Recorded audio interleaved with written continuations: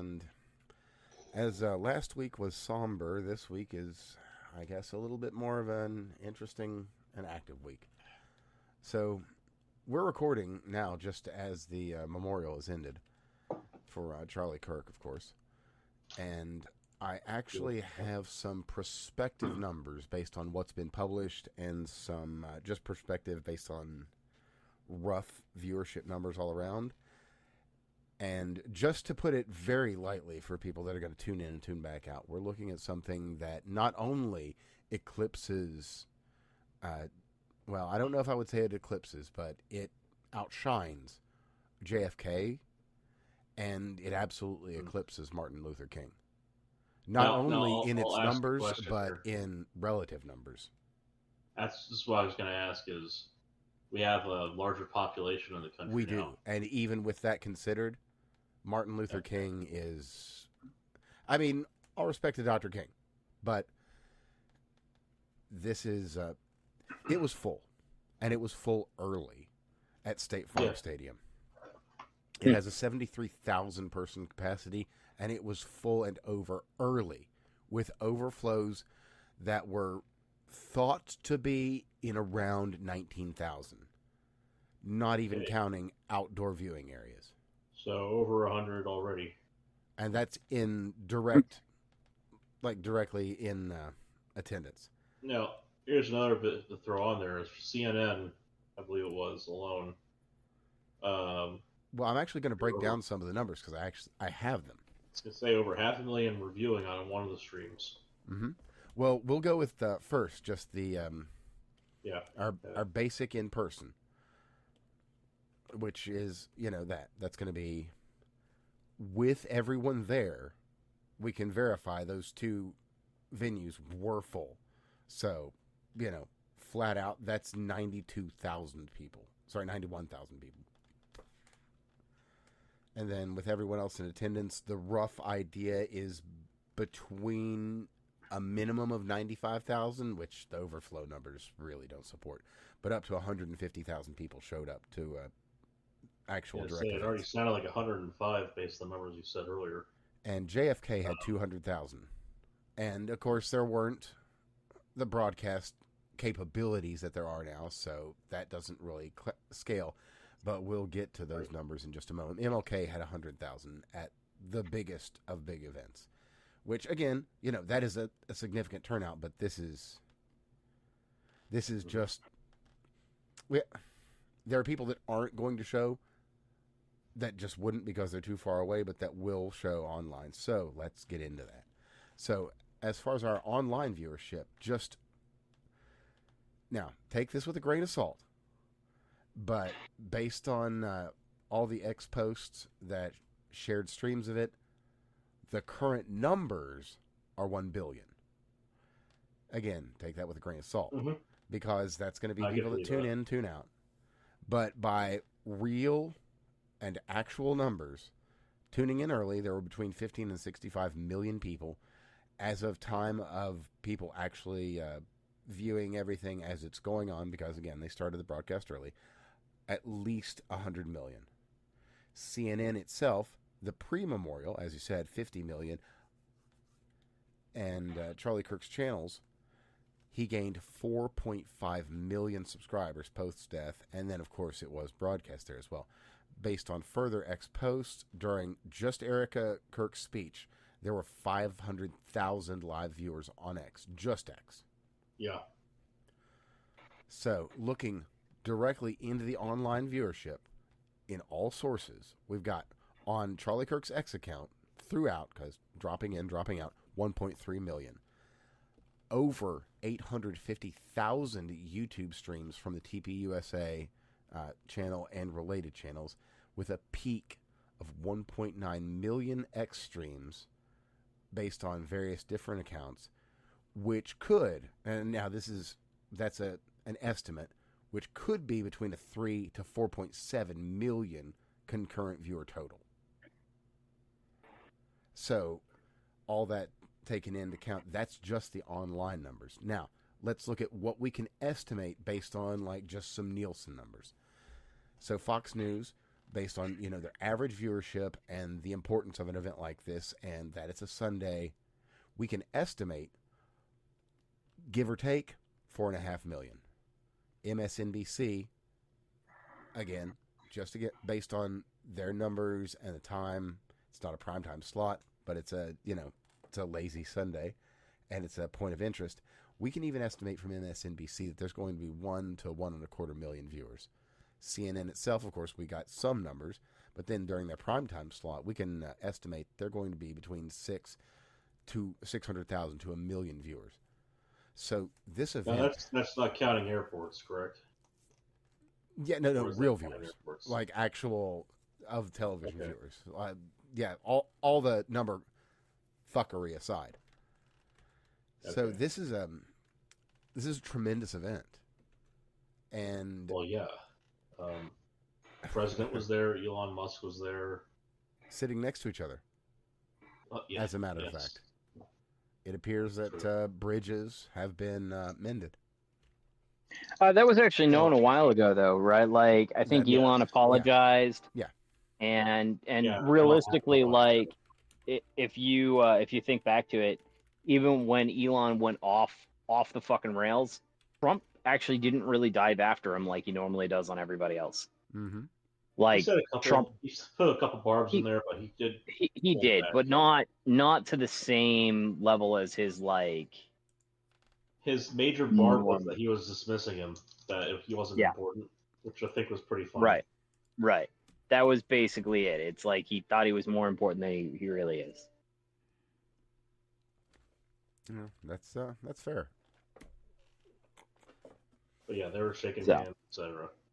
No.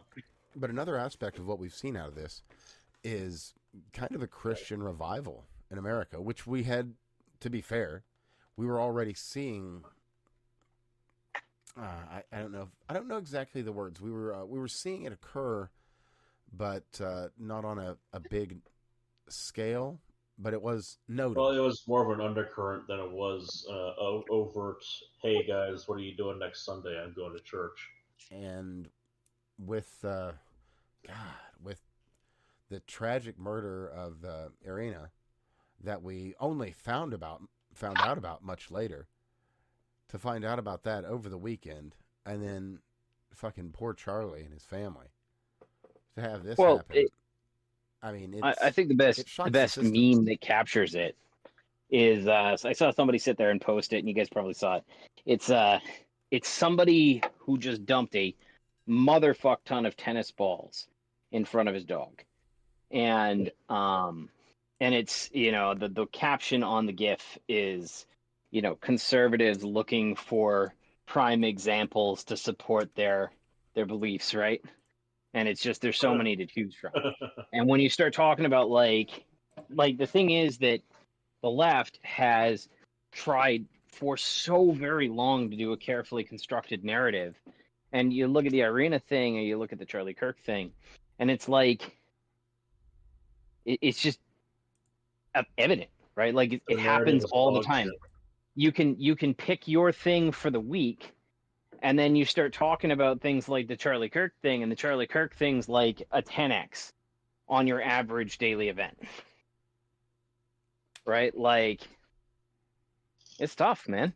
It's tough to be a liberal. Oh, yeah. Yeah, now... And like... The fact that reality is always a surprise to you.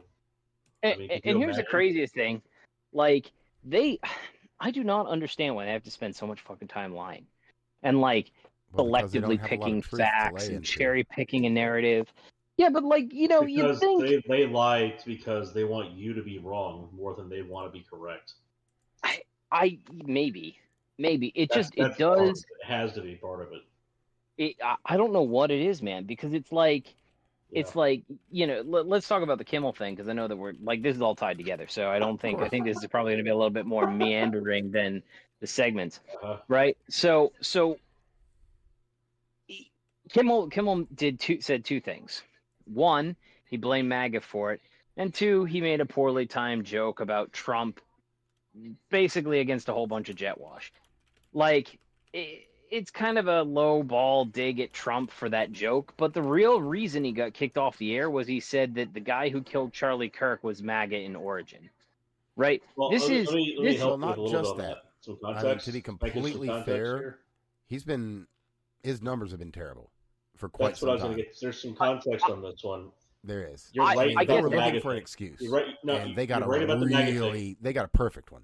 But it's more than that. So you're right about the MAGA thing. You're right about the looking for the excuse thing. What happened was a third of the stations that were supposed to distribute his content said they want an apology or they're not going to show it anymore. I'm not even. He said, "I'm not going to apologize. I'm gonna say more next time." And that's when they said, "Okay, that's not even the angle that I was going for. The angle I was going for was every single left-wing account came out saying, "You can't make jokes about the president. This is all because he sat there and made fun of the president." Like ignoring the finance, ignoring all the other shit. It's like, hold on there a minute. Like there were two things that this motherfucker said. One of them is really, really bad, and the other one's not. And the reason the advertisers called in was not because he made fun of the president. I mean, that's poorly timed. It's in ill taste and all that shit. But that's not the reason that they canceled on him. They canceled on him because he literally turned around and could not, for a moment, like he basically blamed a whole bunch of people who were not involved in any way, shape, or form in the death of someone else. It is straight up like, technically from a liability standpoint, he basically sat there and created the perfect example that we got to see in Alex Jones versus the friggin' Connecticut people. Well, this one is probably one of the few situations where you could say, well, should we go with class action or defamation? Or both? Is there a way to do both? Exactly. You may have been defamed by Jimmy Kimmel. Come collect your penny from us. Somehow every single left-wing account just was like, oh, well, we're just going to ignore the fact that there's this gigantic legal liability that is he crossed the line from poor taste into this is actual civil liability. It's actionable is the word they look for that. Sure. But every single time you turn around, you go into the Charlie Kirk thing, the left is pulling quotes that they're like taking a snippet of something, and then or they're sitting there and making a reference, and it's like second or third hand, and it's not the actual source quote with context or anything else. Oh yeah. I do not understand why they have to fucking lie. It's because it's the only way they can convince themselves that he's a bad person, is to say to bullshit themselves. No, look at it. Here's the thing: is you find there's two classes of leftoid on this one. Well, I'd say you find more like there's a liberal and left divide. The people who go back and listen to him again later, finding out that they were lied to about some shit he said, they get pissed off and they say, "Why the hell was I lied to about this?" Whereas others say, "This is what he said, and I'm upset about it." And they're the ones who are lying through their fucking teeth. The very first link for the Showlinks tonight will be to the RSBN video of the event, which includes everything. It is achingly long. It's almost 8 hours, but it's the whole thing, start to the very finish. So I didn't get to catch any of it today, so I guess I'm gonna have to go and skim through that. Okay, well, I heard that Erica's eulogy was very powerful. Yeah, now I heard that there was stuff to watch. I mean, well, I don't know, know, man. You can go to their site, their YouTube page, and get the individual speeches. They've all been cut and set aside, but I'll throw the whole thing below for everybody if anyone wants to get the entire experience, start to finish. Okay, it's an experience. That feels like I'm being sold an Apple product.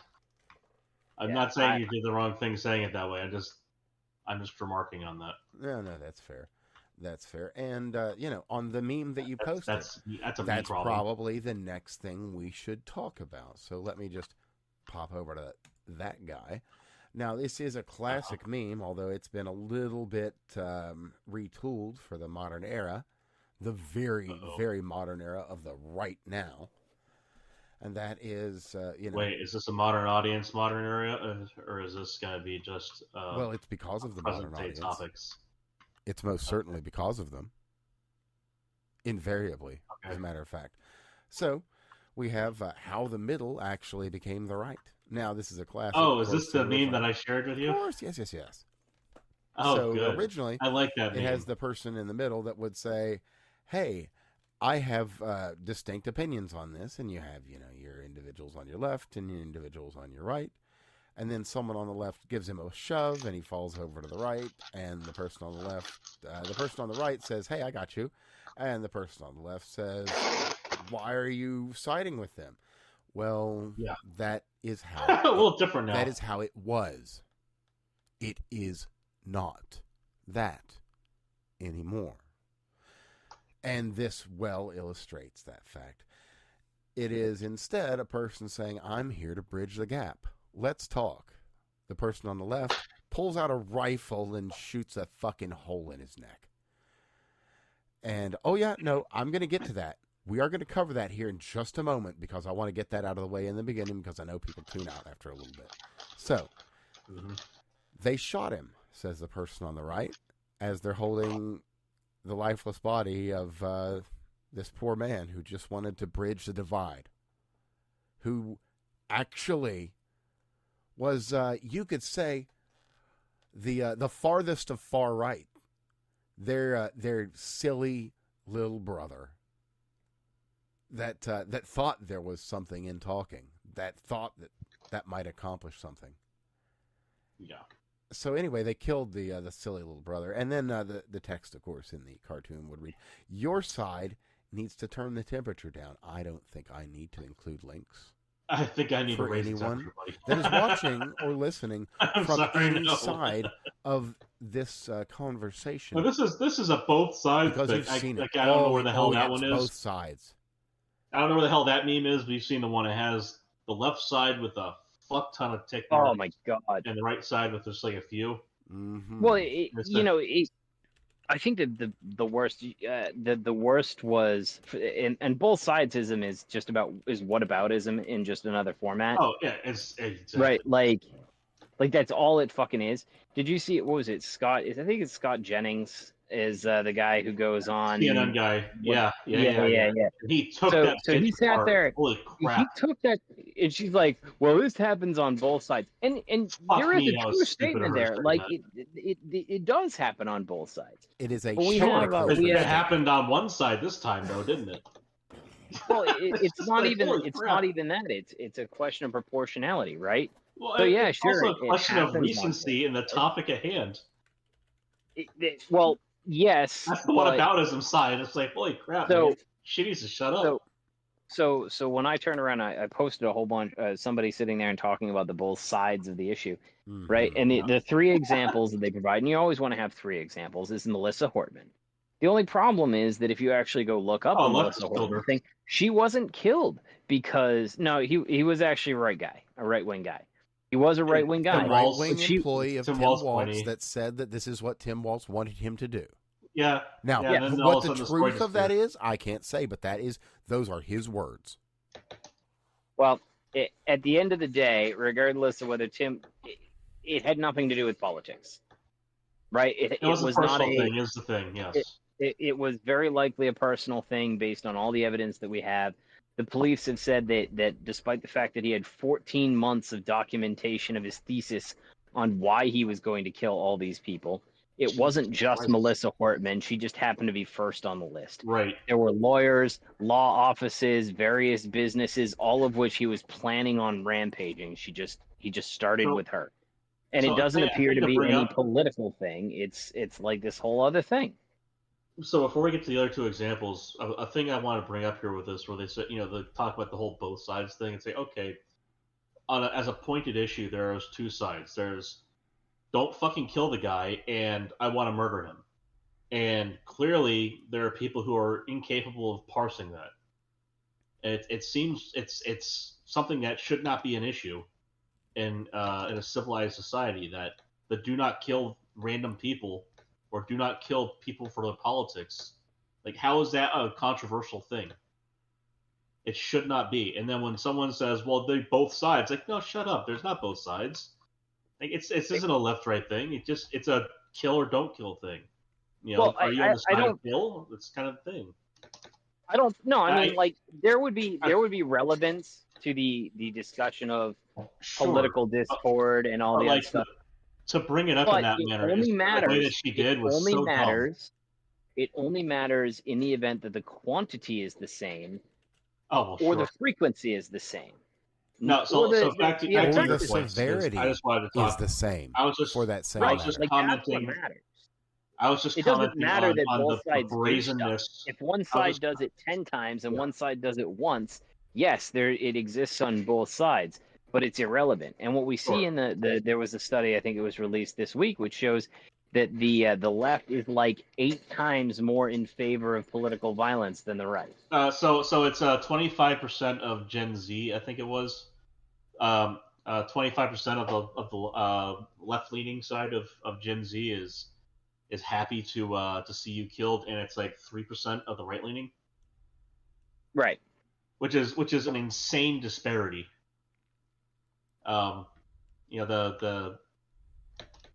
The common refrain, what are we doing? Like that is something clearly is a big issue if you have that kind of radicalization in the youth. Like that's the next 20, 30 years of politics. Disparity. Let me pause you both and speak specifically to that. We had over the weekend the best way to say it is 2 of the most powerful voices that speak directly to the youth, at least of the West today. One by the name of Jim. Simply that. Just Jim. Yeah. You know who he is. I was going to bring him up. I was going to bring that stream up. That was tough. And he had a lot of kind words to say. Some very kind words. To the point that he professed his faith based. Did he actually? Yes. I didn't get through all of Jim's. He did, as a matter of fact. I was in the hospital. As a matter of fact, the reason for it is because of Charlie. I've listened to it a few times now. I had to listen to that one a few times. It is touching and heartbreaking. But not only that, not only a man named Jim, but a man named Sam. Sam Hyde. Yeah. They both put out This Is Us. Yeah. Yeah, no, This Is You. Charlie Kirk is you. Same thing. And he's not wrong. Well, this is you. This is your sister. This is your daughter. Yeah, Charlie Kirk is you. Irina Zarutska is your sister. Charlie Kirk is you. Irina Zarutska is your sister. And your sister, your daughter, your wife. Yeah. Yeah. And these he's people not wrong. What you did. Yeah, well, that's the thing. So if you've so Nux is another person. Well, but one moment, if you would please. But that was the. But just to conclude the topic on this, because I don't really have much to say on it, is just that these two men, probably some of the most stoic comedians of our current age, they broke, both of them. Yeah. To speak about this man, this innocent man, our little brother, if you will. And I would say that if and that's powerful. if Robin Williams was America's funny uncle, Jim is America's edgy uncle. Sure. Yeah. But correct. Not he's like the one edgy with the whiskey and like, the cigarettes. Exactly. He's the one who's been around the block, knows what the fuck he's talking about. The one who gives you the fun firecrackers for 4th of July. Absolutely. And Sam Hyde is the uncle you don't want to touch you. Well, he's the uncle that all your direct family is like, no, he's horrible. No, he's terrible. But then he's the one who beats the shit out of the pedophile. Awesome. You guys were all just being assholes. He's the one who shows up after your liberal father lets you go to the bathroom alone and beats the shit out of the pedophile, and then tells your dad to go fuck himself after he hands you back. Yeah, something a little bit like that. A little close to that these days. He's a little bit close to that. Yeah. And I told you so in a handbag. Sure enough. Sure enough. But man, well, that's impressive. I did not actually hear that part of the gym stream. Yeah, he's in a real shit place right now. He's in hospice. Yeah, no, I know. I heard that part. So he and Jade are trying to figure out like what churches to go to and go on Sundays, etc. So they're going to be interesting. Yeah. I didn't realize that he married Jade. Yeah. I know he finger banged her on stream, but he did. Didn't realize he actually married her. Yeah, he married her. Yes, that's whenever he's talked about his wife, it's been Jade. Oh, well, power to him. Yeah. So and they talked, in the comments afterwards, they mentioned stuff like why my Shopify thing had, like, why products were going down. It was because of supplier issues. Just like tariff kind of shit. Wasn't due to him like having money troubles. It was more like they didn't want to raise prices on people, and so they got to get rid of some products because otherwise, just having products on, even on dropship, just having it on hold was an expense. Like, okay, it makes sense. That's just basic business. Well, there's like people, because he hadn't been talking because of course he was going through the ringer, and people were saying dumb shit about him. And it's funny because, so he got asked reasonable questions in supers, and he answered the question. It's like, oh, that's why. So what was really disheartening about that? Did he ever get a final diagnosis? And no, he still has cancer AIDS of unknown origin and quantity. Yeah, it's still medical mystery. Super disheartening about that whole stream was the way he had to end it. I mean, he's ended it like that before, but it didn't sound like. It sounded more like he was kind of defeated at the end than it was like, this is shit, but I'll be back. And he also mentioned the last time he did his stream, he didn't expect to come back to do another stream, and that this was like super significant for him, and that then the same thing kind of stands now. He doesn't expect to come back and do another stream, but it's it's always a possibility that he might feel good enough to do so. Well, we were in a similar situation. This is kind of choking me up. Yeah. It was kind of like this sad with Rush. That's funny. Yeah, it's fucked up too. That's real funny and real sad. Damn. Yeah. No, I gotta say the first listen through on that gym stream kind of hit hard. Well, anyway, let me get my shit together here. So, let's go ahead and hit one of the main things that anyone that's going to want to listen to this is going to probably have heard. 30-06 is a big fucking bullet. Yes, it is. It's big as shit. There's a big hole in his neck. There is, and there's not a big exit wound. And there's nobody behind him that's dead because of it, because that shit should have ripped right through him. Well, okay.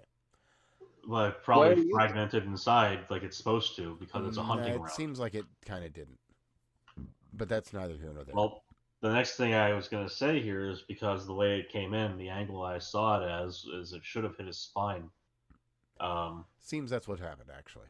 And lodged in, and he should have been dead before he knew it, which is like the thing I was talking about last time. From what it seems, that is the case. Faster than the speed of pain. Exactly, yeah. Like, from some of the accounts I've read from people that understand the situation, that would not have been something that would have been survivable if it happened in an emergency room. That's what we mentioned last time, and I have by proximity somewhat of a medical background, not a real medical background, but I also have a pretty damn good engineering background, and I can tell you, like, just based off the way that hit him, that's faster than the speed of pain. But that aside, but that completely aside, because that's not what we're addressing here. That's kind of a given.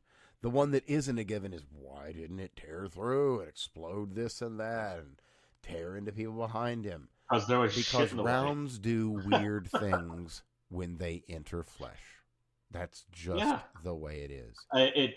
It was already slow when it got to his spine after passing through significant tissue, and when I'm guessing it lodged in, and because it had to tear through muscle and bone to get to that point in the spine, from the angle that he got shot, it looked like it would hit the spine below the collarbone in terms of the height. Like that's a lot more tissue to go through than just straight through the neck, sideways. To that point, I've got a tweet here from Andrew Clovet, who works for TPUSA and spoke with the surgeon who treated Charlie at the hospital. And I will read directly a quote from him. He said the bullet, quote, absolutely should have gone through, which is very, very normal for a high-powered, high-velocity round. I've seen wounds from this caliber many times, and they always just go through everything. This would take down a moose or two, an elk, etc. But it didn't. And then what did he say? I'll put the tweet in here so you can read it, but I'll just read the quotes directly because I don't want to really throw in anything else.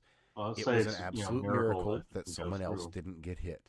His bone was so healthy, and the density was so impressive that he's like the Man of Steel. It should have just gone through and through. It likely would have killed those standing behind him, too. And the coroner, by the way, the coroner, I will note, was the one to find the bullet just under the skin. So it basically hit and bounced and was still in his neck. The surgeon did not at the time. Well, I imagine he had other things on his mind.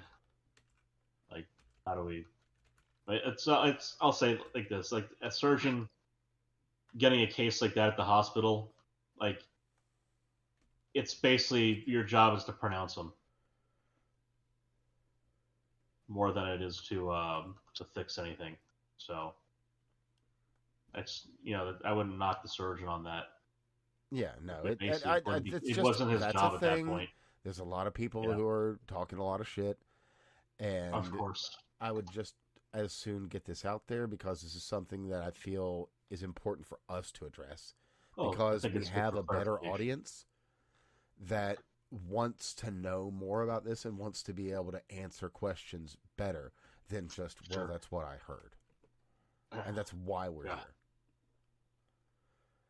Well, the surgeon's job, basically pronounce them. Coroner's job, find cause of death, establish. Well, the surgeon's job is to try and save him, but as said, it was not a savable issue. Everyone in every place of opportunity did everything that they possibly could to save his life, and it wasn't a savable life. Another thing to say here is that the reason he wasn't pronounced upon arrival by just an emergency physician would be because it probably would have been delivered directly to an emergency OR.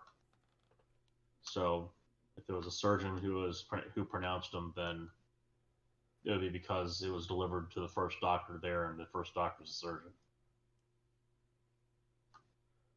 But EMTs can give advice; they don't do the pronouncing. That's the doctor's job. Yeah, absolutely. And now that's number one, because that's the one a lot of people are asking about. But there's another one that a lot of people are asking about that stands right out because we've got it on video. We've all seen it. Who the hell is that guy going in and getting that camera from behind? That guy, his name has not been shared, but that person is an actual TPUSA staffer. And understanding the commotion of the scene and the criticality of that information, he got the camera and the SD cards in the other cameras. I have, I'll actually include a link to Andrew Clovet here, who is interviewing an individual who knows that person, so that that'll be linked below for anybody that wants to actually follow up and just hear about that specifically. So what happened is it was a staffer there, and individuals have seen the video. There isn't anything in that. That said, there is one other one that I can't address at all, of the maybe there was someone in the crowd. It doesn't appear that way. And beyond it doesn't appear that way of the in the crowd shooter is that we lack, it very specifically doesn't look that way because we lack crowd reaction. If you've seen the video, they're not looking around in like a, did that come from there? Did that come from there? Because you're going to get groups of people that are looking towards a specific shooter. If you look at any shootings in crowds, you'll see this. It's quite clear. And there is not that. So it doesn't... That's mentioned some stuff. So that appears to be people just kind of trying to pull shit out of the air. Which, understandable. That's fine. You know, Mossad did it. Okay, well, I don't know. God. Probably you know not. What was funny about that shit? The funny thing about that was even Nick Fuentes, the guy who blames Jews for fucking everything, and Israel and Mossad, etc. If he's sitting there saying it wasn't Israel or Mossad, like that's pretty fucking. Now that said, like I'm not saying you should trust him for that. I'm just saying that's just like to come out within fucking 10 minutes and be like, oh hey, whoa, we didn't do this. This was not us. What the fuck? Because they were already, people were saying it was them already. He did that shit before anybody even said anything about it. I mean, what the Bullshit. fuck, Benji? No, chill. No. Bullshit. No. Bullshit. There were people immediately saying it. Okay, that's fair, but there always are. But I mean, like, there weren't people on exactly. That was the whole fucking point. That's exactly right. Like, it's not a fucking mystery. It's like people blame the Jews for everything. Like now, the weather's bad outside. That said, we did have the guy from 9/11 that was also at the Oklahoma City bombing that was also there that day. That you mean the guy who was already also at the guy who was also there at the Boston bombing? Oh, Boston, not OKC. Sorry, 9/11 in Boston, not OKC. I want to be clear. That was my mistake. I spoke incorrectly there. It wasn't that one. But yeah, he was at the Boston Marathon bombing. He was at 9/11. Mr. Zinn, which is interesting because of the extra. There's so many Z's going around with this one, aren't there? You know, the possibility that a Zizian was involved at some point. The vague possibility of Zizians being involved, and then Mr. Zinn. Well, I think I'm not pointing to conspiracy. I'm just saying it is weird. No, I do suspect that there was some level of coordination on this. I don't think it was a one, whether it's a specific group that we know of, or now, whether it was just does the conspiracy go, and how connected is Trantifa? That's a very good question. I'm not even doing the. I'm just asking questions, kind of bullshit. I'm just saying it's odd that there are so many of the same fucking letter. And there's only 26 of them, so it's got to happen at some point. I get it, but I don't know, man. I think that when you look at the whole thing, I do think there's some suspiciousness. There was some verbiage that was really suspect that the suspect used. Yes, like he said, like "Hey, like it read from the end of Breaking Bad." No, not even that. Like before that, they talked about they were reading text that he got from the thing in the press conference, and they said the rifle's at a drop point. Well, that's not how people talk. No, right? Like he would have said, "I dropped the rifle." He dropped it. He said, it's at a drop point." My love, I am protecting you. Yeah. I mean, yes, captain, my captain shit. We get it. My love, you must delete the information that you had no hand in creating, that I created entirely by myself, my love.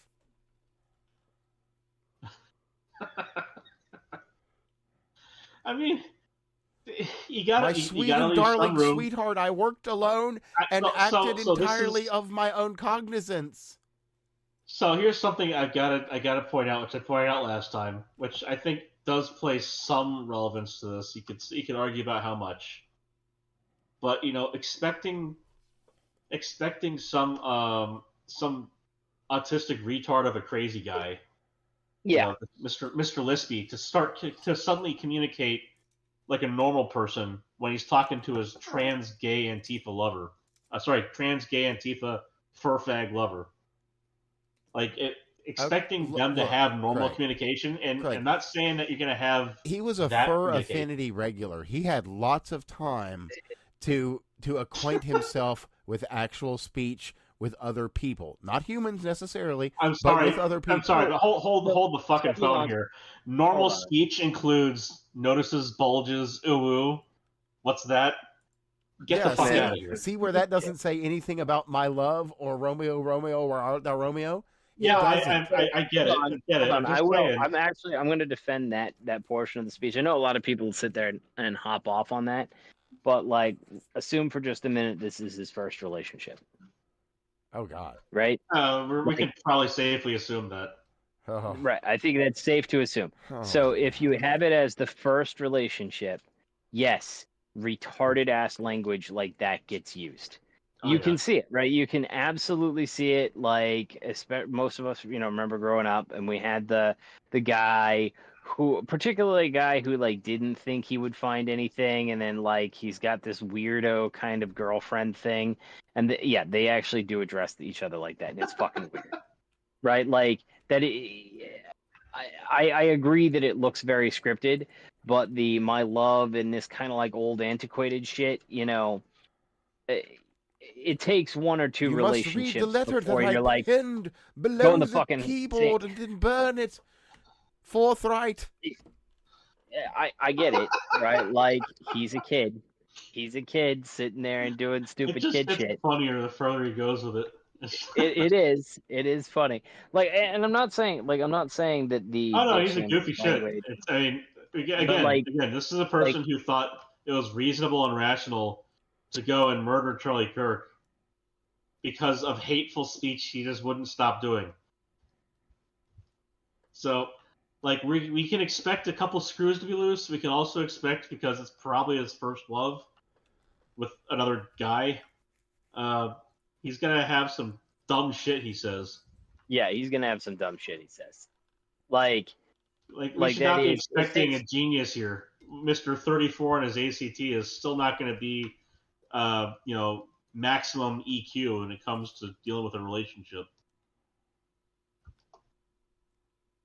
That's true. Yeah, I don't know, man. I've met enough people. Who like they get into a relationship and they say weird shit, and it's all like this lovey-dovey stuff, and it's very, very open. It's a very, very like expressive style because it's the first relationship. Like by the time you get into your like second relationship, you're like, yeah, go fuck yourself. Go in the kitchen and make me a fucking sandwich. Oh, but what's even worse? What's even worse is when you get into your second relationship with your brusband, and you're from Somalia, and you say, and I quote, "I do believe those of you interested in rewriting this hateful man's history are full of shit." Of course, I'm quoting Ilhan Omar, who, as we all know, and has been confirmed as verified as a fucking fact now, did marry her brother. Not now. Well, it was previously, but now we can report that it is undeniably a fact that she did marry her. Well, it's undeniable again, but she keeps denying it because she does, but doesn't want people to know. She doesn't saying these really kind of horrible things. So I understand. Like, I've watched the Krasentines say, "Oh, there's no actual facts," and I know exactly how their concept of facts works, right? Like, but I haven't heard a clear and compelling case as to why people think it's her brother. I'm not saying it's as bad as like birtherism. It's him moving to the United States from the UK in order to get him here with permanent residence. She married him. Yeah, simple as that. Yeah, I know, but how do you know it's his brother? He was a refugee who went to. So Crowder pulled the official documents years ago. Yeah, I've got a post from Nick Storter here. I'll go ahead and I'll throw that. Yeah, and then they're just being republished again now. Honestly, here, I'll put it in staff chat. It's very clear. Check it out too. But yeah. So what happened was she went to the United States, she went to the U.S., and he went to the UK, and for whatever reason they wanted him here. So she just went ahead and married him to get him permanent residence here, and then to be able to get citizenship, and then divorced him. Yep. Although that one, I don't know. Was it a divorce or was it an annulled marriage? I don't recall. It's probably a divorce. I don't know, and I don't remember, but I mean, it's easy enough to find out. I mean, you know. But it is so again, fraud. I know the Krasensteins are saying it's not officially confirmed or whatever the fuck their language was, which was really, really vague. Their language was, and I will quote, Trump is a racist scumbag. Ilhan Omar never married, in all caps, her brother. This is a blatant lie. That's their language. Yeah, that's why there's a fucking marriage license that has both of their fucking names on it. Yeah. That's why there's a fucking certificate of marriage, right? Mm-hmm. Yeah, but how do you know that it's her brother? Guys. It's his fucking name. Yeah. Yeah. How do you know it's her brother and not somebody with? Well, he's not Muhammad al-Muhammad. Now, so there's pictures of him. So you look at those pictures of him here, and those pictures of him there, and those pictures of him in Somalia, and say, oh, that's the same guy.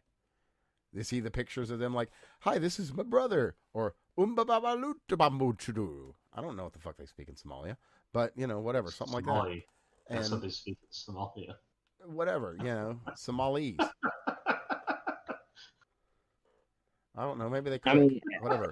Like, I guess the way I would put it is that I know that there is a marriage certificate, but how you prove that it's her brother and not some other random Somali, I think that's a little bit challenging. They were members of their family. Actually. Their family they were the ruling class in Somalia, the Marxist ruling class that got overturned by the people who were tired of dealing with fucking Marxism. You know, as happens with people who are downtrodden and stomped upon, they decided they didn't want to deal with that anymore. You know, how dare you not wash your feet before stepping upon me? So they fled justice in Somalia, which would have probably ended with them all being hanged or burned. You know, I'm not saying it was good justice, but it probably would have been, you know, I'm not saying it was deserved, but it would have been rough. It would have been rough, yes. It would have been rough justice, and so they left, which I think I would have advised. Like, yeah, okay, fair, yeah, that I get.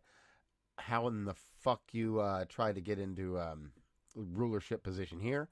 That should have been. Yeah, that was the kind of interesting part of it. But you know, kind of the interesting part, isn't it? Like, what the fuck? Yeah. a little bit of what the fuck going on there. Yeah, you could say that. Yeah, and then the gall to start bitching about Americans. You know, I can't believe the ignorance in this country. Fuck you, lady. Yeah, and then now I'm not going to be able to quote directly because I can't remember right offhand, but basically to say that I am here to work to better Somalia so that I can go back. Yeah, she did make that as basically a promise to the Somalis who voted for her, the transplants up in New Somalia, or Minnesota or Michigan or whichever one of those two. Doesn't really matter. Same shit's going on. Truly. It's Michigan, isn't it? Minnesota. Okay. But it's Minnesota. But I have an important quote. It's the one that had its flag changed. The one that had its flag changed to look like Somalia. Why didn't they put the AK on there? I mean, if you're going to do it right. But anyway. Oh well, that's Hassan's thing. He likes the flag. Maybe then he would move there or create a new content production factory that he wouldn't let any of his comrades use. Who knows? Anyway, I have a quote here from leading intellectual Joel Pollack, who is a senior editor at large. I'll tell you where after I read the quote. Canceling Jimmy Kimmel is a sign of impending dictatorship. Soon unthinkable things will be happening, like kicking ordinary people off social media for dissent, arresting folks for humorous memes, maybe even government collaboration with tech companies to silence the opposition. Joel Pollack, again, senior editor at large of Breitbart. Well, I think my favorite response to this whole entire thing was, I remember some of the so the left seems to be scrabbling for a narrative, and one of the ones that they landed on was, eventually the shoe's going to be on the other foot, and it's like you can't beg us anymore. Oh, really? Eventually? Like, my dear sweet child. Eventually. I loved that fucking response. Was that? Well, one day won't. It's my favorite part is it's not a warning of one day that will be used against you. Beware! It was one day you'll have power and we will use that against you. Did it to you and you got to experience it. That's what it is. No. But you see, you're missing the part that was so great about the amnesia they have. It was not beware that will be used against you one day, or it could possibly be used against you. Why would you do that? That's what people have been telling them for decades. Instead, it was one day we will have that power and we will use that against you as a promise. It's just like, guys, all you're telling us is every great reason in the world to never let you have power again. And just strip you of any you have. What's amazing is they and I love that they did that. And then they decided to dive into well, you're hypocrites. You're all the free speech crowd. Hold up. If we're talking free speech, I need to quote a very important free speech advocate. His name is Jim. And I'm going to quote him here. It's a different Jim, not that Jim. Yes. And this Jim this is going to be something that he said in relation to Roseanne Barr and some tweets that she made, some jokes she said. That's what I was talking about. An incredibly pertinent thing to the discussion of free speech. And I quote, and good old Jimbo. ABC, to their credit, didn't waste any time. They canceled her show today. And I'm not a fan of censorship, but that wasn't about free speech. It was about consequences for saying something vile. You can't say what you want, but networks don't have to pay you to say it. You can't just blame Ambien for that.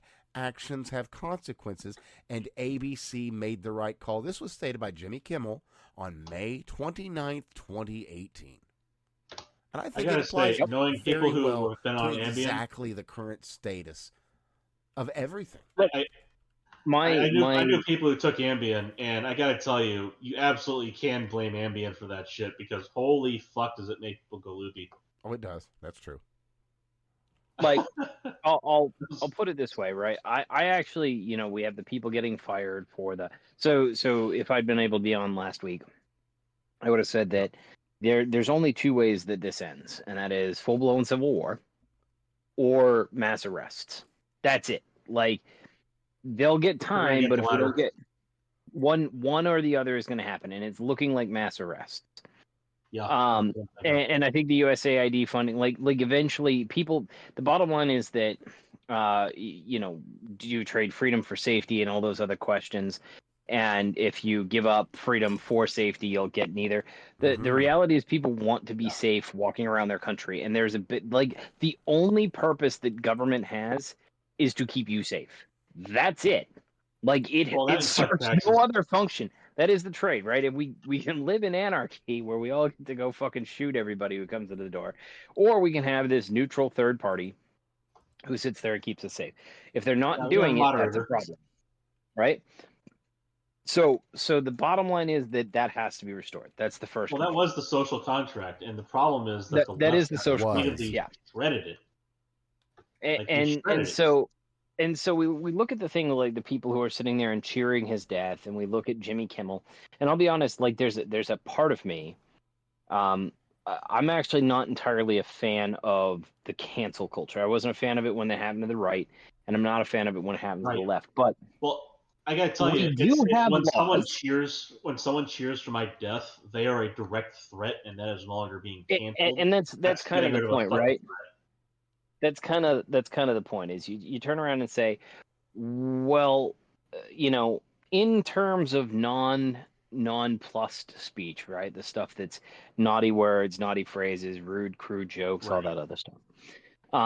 That is bounded on one side by criminal action, and that is direct threats. You are not allowed to make and issue direct threats, or direct actionable threats, or incitement to violence, or anything along those lines. Well, and if we turn around and if we go back to like the traditional cancel culture, and we say, hey, let's put this as somewhere on the spectrum. It doesn't matter where on the spectrum it is, right, of acceptable speech. Is cheering for someone's death, where is it closer to naughty jokes, or is it closer to actual incitement of violence? And the answer is very clear. So like, and the fact that they can't fucking see that is really disturbing too. Right. Like, and I'm going to be honest, I have seen some. It's uncomfortable, but I think I have seen some jokes at the Charlie Kirk expense thing. They're actually funny, right? Sure. And I know people are going to say there's some that's a sense of humor. We can't turn around and throw out the morbid sense of humor. I've seen one or two of them that's legitimately funny, and it's entirely at Charlie Kirk's expense. I'll have a chuckle. I'll have that chuckle, but like at the same time, I'm not going to stand by and let someone say, "I'm so happy he's dead, I would kill you too." It's like, and that's the thing. That's the thing. Like, there's like, morbid humor. That's the point, and that's a joke. And then there's whatever the fuck this is, where you're cheering for the death of somebody, and that, I think, had they not done that, have you seen the cackling? You saw the cackling lady, the fucking Blair Witch kind of lady from the gym stream, right? You know, the lady who sounds like she got to a set. What do you say? Stay away from the set of Wizard of Oz. You can't have a house land on you. Like there were so many. She had that fucking crazy witch cackle down. Like, it was disturbing. I'll be honest, I was not willing to plumb the depths of the internet after he died. Right? Like, there was so much awfulness. There's a lot of hate out there. I saw. Right? And again, right, when we turn around, I've seen people sit there and say, hey, look at Trump when he heard about, like, Biden's diagnosis. I absolutely think that Trump's response to Biden's diagnosis was inappropriate. However, there's a difference between, like, bad things happening to people you don't like and murder. Right? And death, bad things happening to people you don't like, and death and murder. And I would say it's crass to, like, mock it, sure. It's absolutely crass to mock it. Right? Yeah, it's inappropriate. Trump gets no points for me for that. Like, I really like the cabinet that's in there. If they 25th amendmented him tomorrow, I'm not going to cry about it. Like, I think things might actually have a ride, sure. But, like, at the same time, these people are fucking ghoulish. Like, there is... Yeah. And just to actually touch back on that again, the death of a human being is death of a human being is always sad. But just a real quick.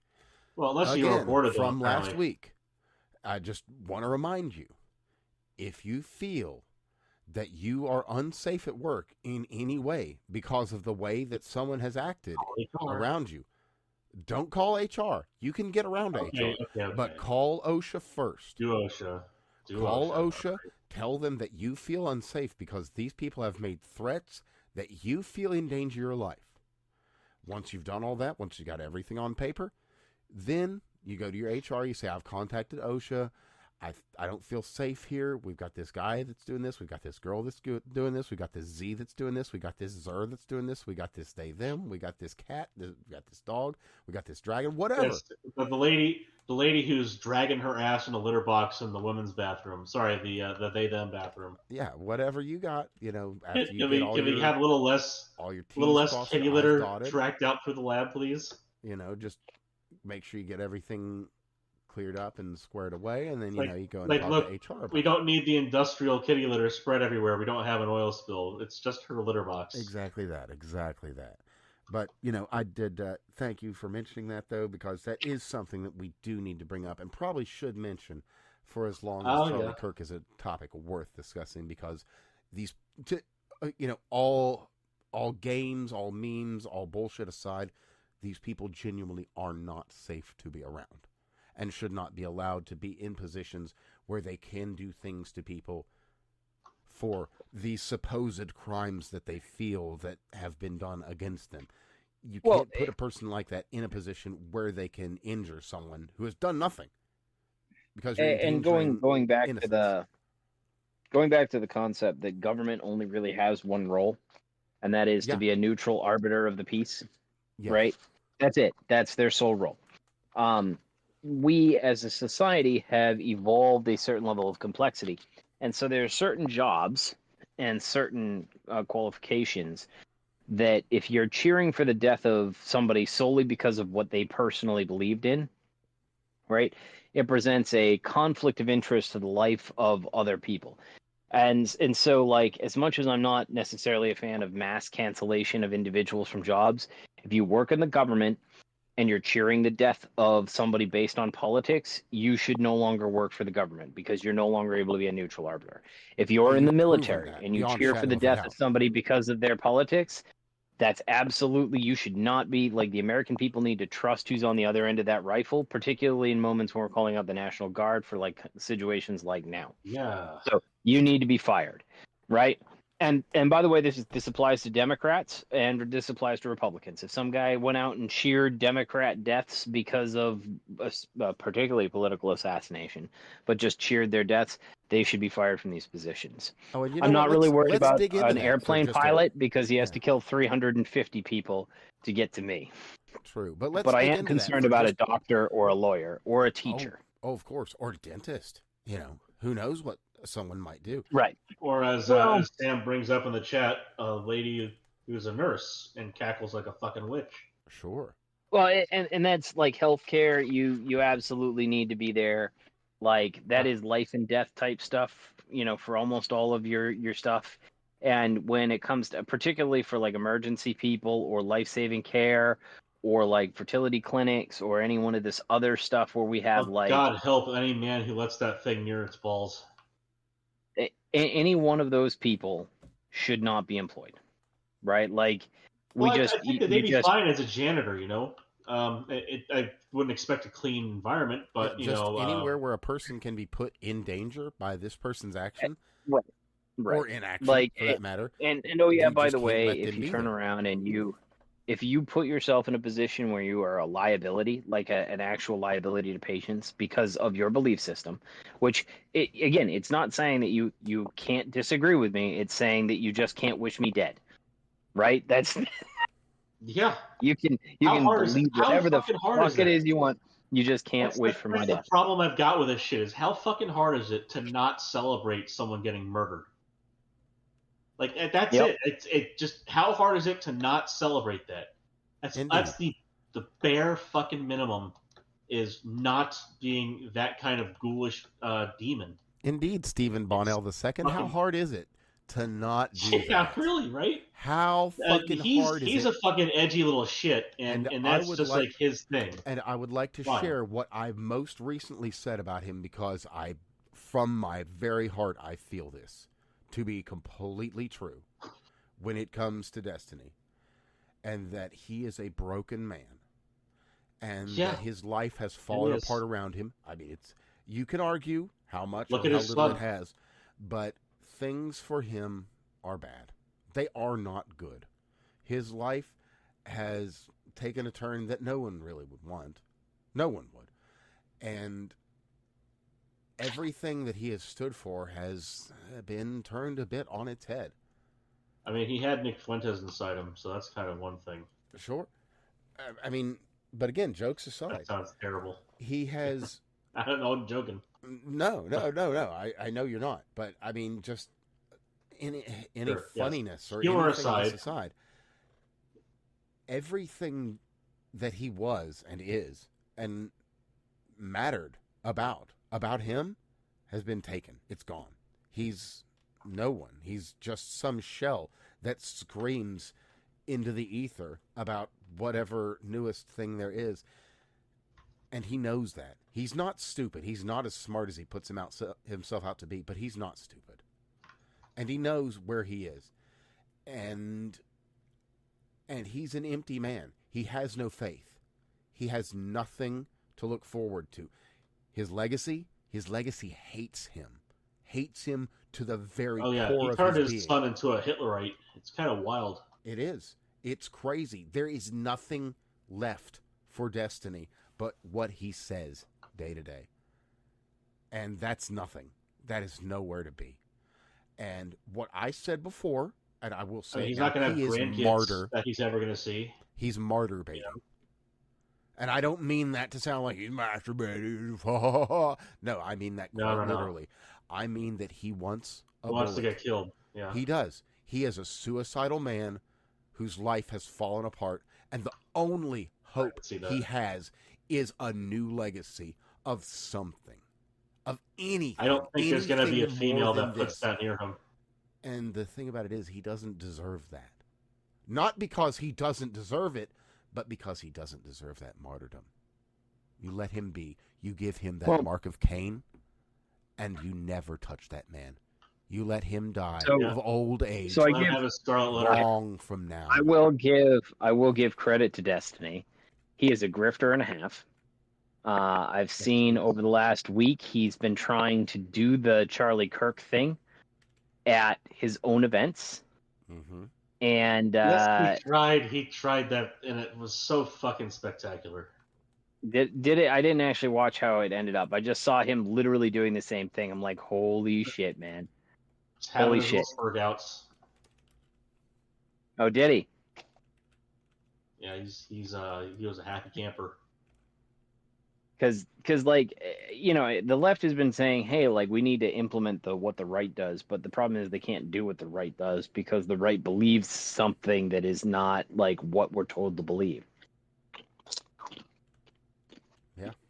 Yeah, they're just terrible at it. It's like talk radio. You know, they got rid of the Fairness and whatever the hell act. You know, where they had to have both sides, and then suddenly conservative talk radio just exploded in the 80s and 90s. Like big time. It rocketed in the 70s, but you know, 80s and 90s was, you know, Rush Limbaugh and so on just powered through. So like it's they want to bring back the fairness doctrine in the FCC to bring back like the both sides thing, and they were pissed. I remember in the 90s them being very pissed off about it, and this is kind of their attempt to do it, just by their attempt to compensate by just mirroring what conservative crowd was doing. You know, so the popularity of Kirk wasn't that he was there just disagreeing with people. Is that he did it very politely and he stood by his beliefs without shoving them down people's throats. And we can take for evidence Destiny, his interactions with the problem with a little gays. Fucking shit like Destiny is Destiny does not have the patience or the capacity to actually do that in a manner that is in any way useful. Very few people. Exactly. But it's a practiced habit, and he has not done that ever in his life. I mean, I definitely, I don't have a lot of time to sit there and mess around with the internet stuff. I just don't. I've got a baby on the way. I've got my house to work on. I work a full-time job. I don't have time for e-drama. And oh yeah, by the way, I'm not allowed to have my phone on me all day long. So, you know, I really don't have time for e-drama. So when Charlie Kirk got shot, one of the first things I thought about was I decided to reflect on how I conduct myself in interactions with other people. And I realized very, very quickly that it is extremely difficult for an engineer to deal with non-engineers. Very difficult for a lot of different reasons, but namely, like when you're trained to not kill people as your principal job, you really don't have a very high tolerance for bullshit, and there's a lot of bullshit. Like, people just don't know things. That's just the way it is. Then you turn around and you look at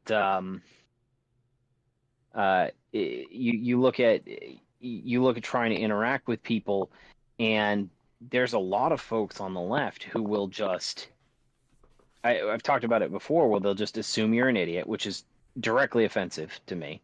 And automatically raise my hackle. I wish I was better about it. I can handle it amongst friends. But I know, I know how intelligent I am. I have all of the degrees to prove it, all of the awards and accolades from work to prove it. I work at a fucking national lab. Like, I know that I'm intelligent. So people coming in and pretending that I don't know what I'm talking about. I'm sure there's times that it happens, but it's exceedingly rare. I'm not saying that I'm perfect and I cover every angle before I go into things, but I do have a general knowledge basis that's more than I fucking smurf something out, right? Sure. And then the second thing that they do is they come in and they decide that you have like poor moral character or something like that. And it's always weird. And so like you gotta give Charlie Kirk credit because he has to listen to these people fucking degrade him as a human being as their like opening line constantly to his face, and he can't get agitated to it. And as much as I thought about it, I'm like, you know what? I would probably be more effective if I could communicate like him. I would probably be a better person if I could communicate like that. And I realized that I'm just not, because that requires skill. Like it requires skill and patience, and it's the kind of thing that, it's not that he was just gifted with that. I'm sure he learned a lot of that as he went along. He had to practice. I'm sure that he had to practice it. Yeah. Yeah. He's a skill. You got to believe that there's got to be times that he went home to his wife and said, "What the fuck am I doing? Do I have the strength to go on?" He probably did that because we all fucking do that all day long. We go like we have those moments, and that's the thing that was special about Charlie Kirk, and that's the thing that Destiny can't replicate. It's not and not just it's not like he lacks that skill. He doesn't have it either. That's and just I don't another think symptom. It's a level of candor he's not going to be able to ever possess. He just lacks. I think that's correct, right? Like what Charlie Kirk did, what required a significant amount of personal vulnerability, and Destiny does not show any personal vulnerability. Not only that, it also required, at a bare minimum, some degree of hope for the other. Yep. Yeah. And we've seen Destiny's whole shtick basically is fuck the other. He has nothing for the other. He has only hate. And that's not only unhealthy in the world. That's really sad. That's unhealthy for your fucking soul. Yeah. That'll tear you apart inside. You've got to live on more than hate. Even if the thing that you live on that's more than hate is anger. It's better than that. It's fucking better than that, at least. Sure. Yeah, just generalized anger is probably better than hatred and focused anger. It is. Especially, I'll say this: unrealized and unfulfilled needs is what I would boil that down to. Like living with hate, especially hate that can never be addressed. Like I'll say this: hate Destiny's does things to you that anger doesn't. Anger will tire you.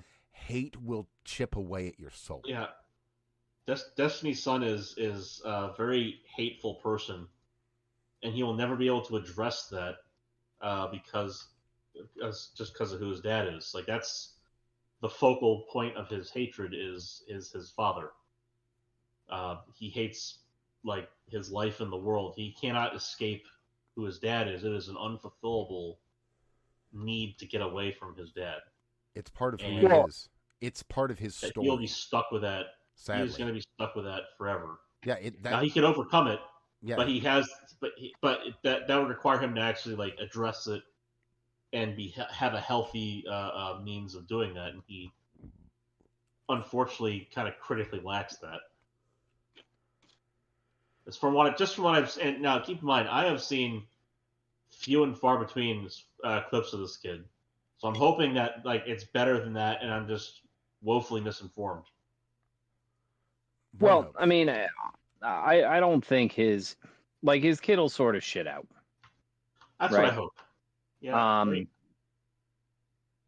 Destiny is a special and magical figure. Maybe I gotta wonder though. Like, did somebody say that about Destiny?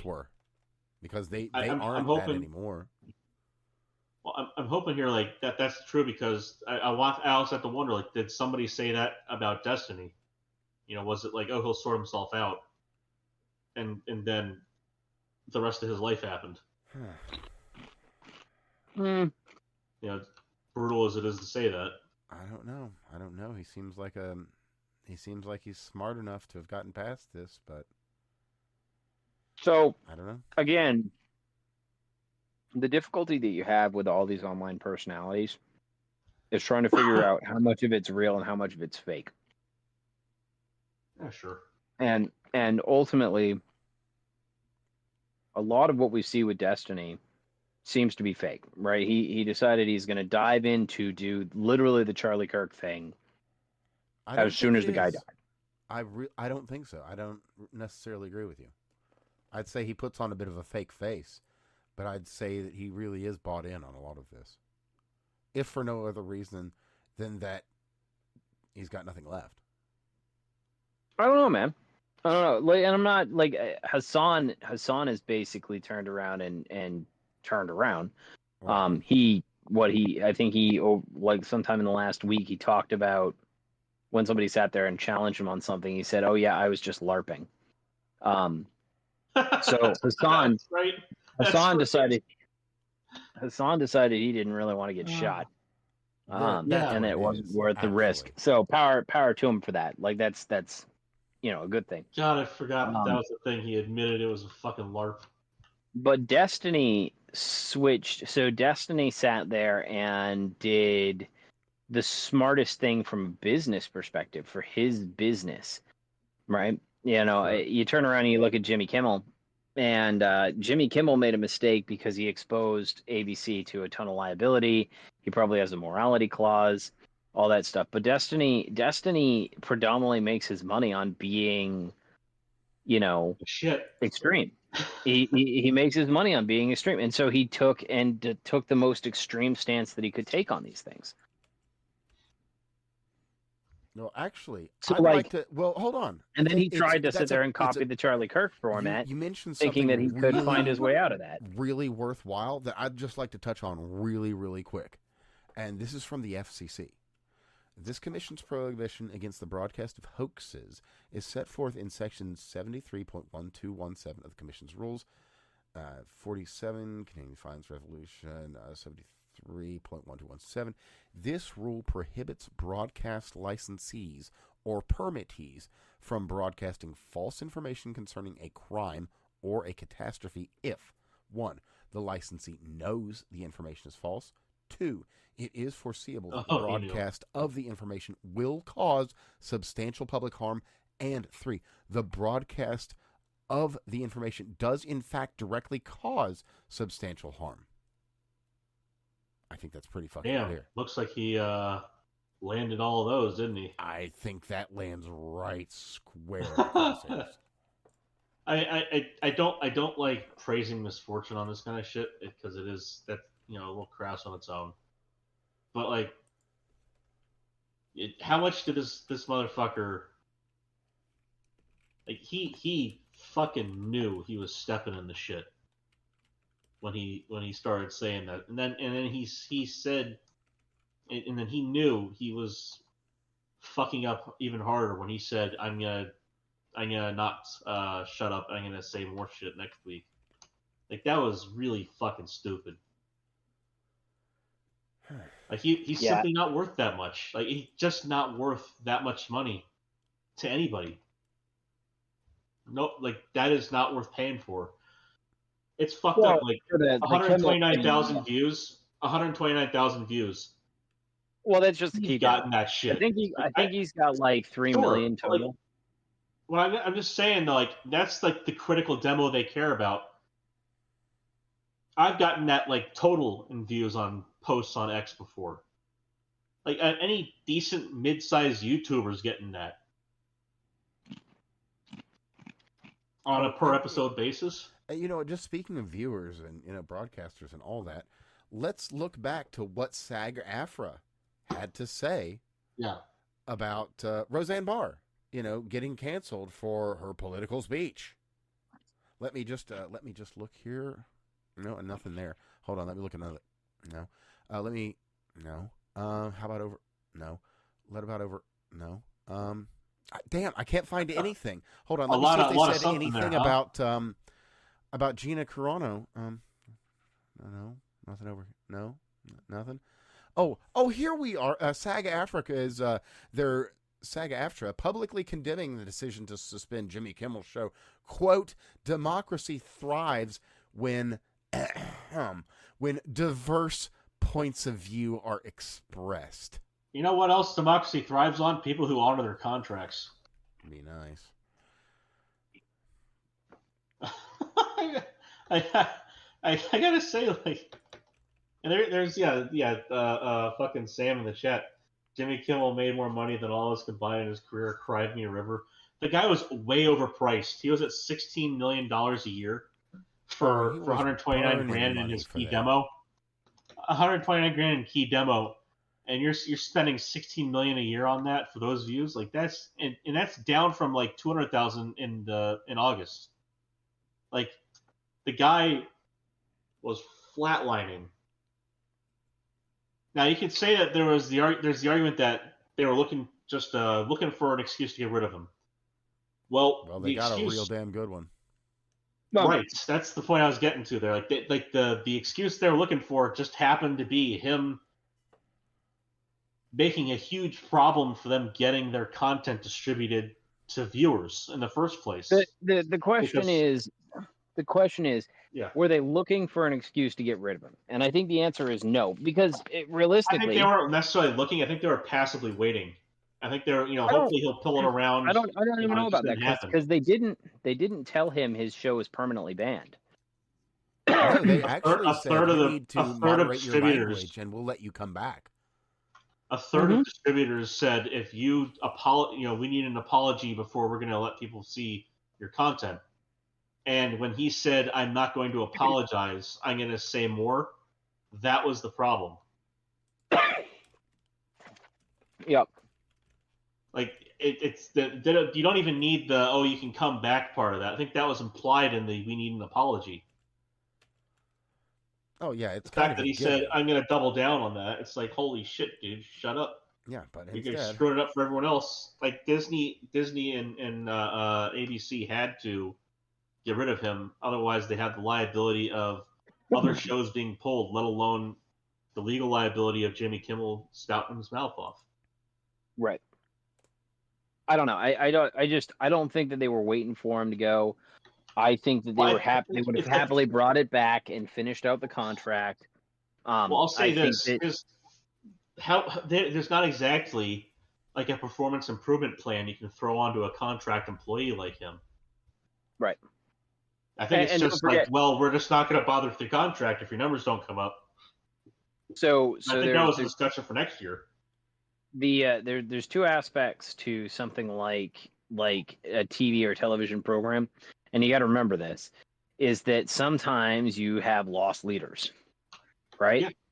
Yeah. It's not like Colbert was losing $40 million a year. I believe Kimmel's numbers were overall better. Yes, I think so. But if you start taking content off of your TV program or your channel, you run into sci-fi circa like 2008 to 2010, where all of a sudden Sci-Fi Friday Prime disappeared, and then they weren't really doing their own originals, and it became all wrestling all the time. Hey now. When they had Anaconda 4 come out on Sci-Fi, that was an interesting movie. Because I'm not saying that they didn't. How you can justify that budget for something that low quality is pretty impressive. If you go into like 2003, Sci-Fi 2003, probably 2002, 2003, all the way through like 2007, what a hell of a network. Right. And then they canceled Stargate, and they canceled. Yeah, they wrapped up Battlestar Galactica, and they nuked all of their shows, and then they had no content. And all of a sudden, I think it was like a couple years later, they're like, "Oh yeah, we're trending towards bankruptcy." And you're like, "Well, yes." I like the rebrand too. The rebrand was to get rid of one of the letters in the dash. And then change a couple others. It's okay. So now it's SYFY. Fantastic. Right. So they got rid of. What marketing genius came up with that recovery plan? Just wow. The point that I'm trying to make is sometimes you have to eat it on the shows that are a loss, so that you can sell the shows that are profitable. Because if you have Kimmel as a bookend, and if he wasn't there and it went straight to say pay-per-view advertisements or reruns of the earlier segments, then you might sit there and lose viewers halfway through the previous show. And so you probably want a bookend of some sort, and a bookend doesn't necessarily need to make as much money as the rest of your lineup because it preserves the viewership prior to that. And I'm not saying that is how networks operate. It's just like there are probably shows that they produce that are losses, and losses in entertainment happen all the time. As long as it's not all of your lineup, you're okay. Yes, if your entire lineup is loss leaders, then you're losing cash. Just pro tip economics 101 from yours truly. And speaking of loss, I don't understand. All my cash flow is in the red. Why is my net cash flow in the red? I don't know. Well, on that note, we should probably talk about Rachel Maddow. She recently did talk about a No Kings protest. She's alive. She exists. As a matter of fact, yes, somehow. Okay.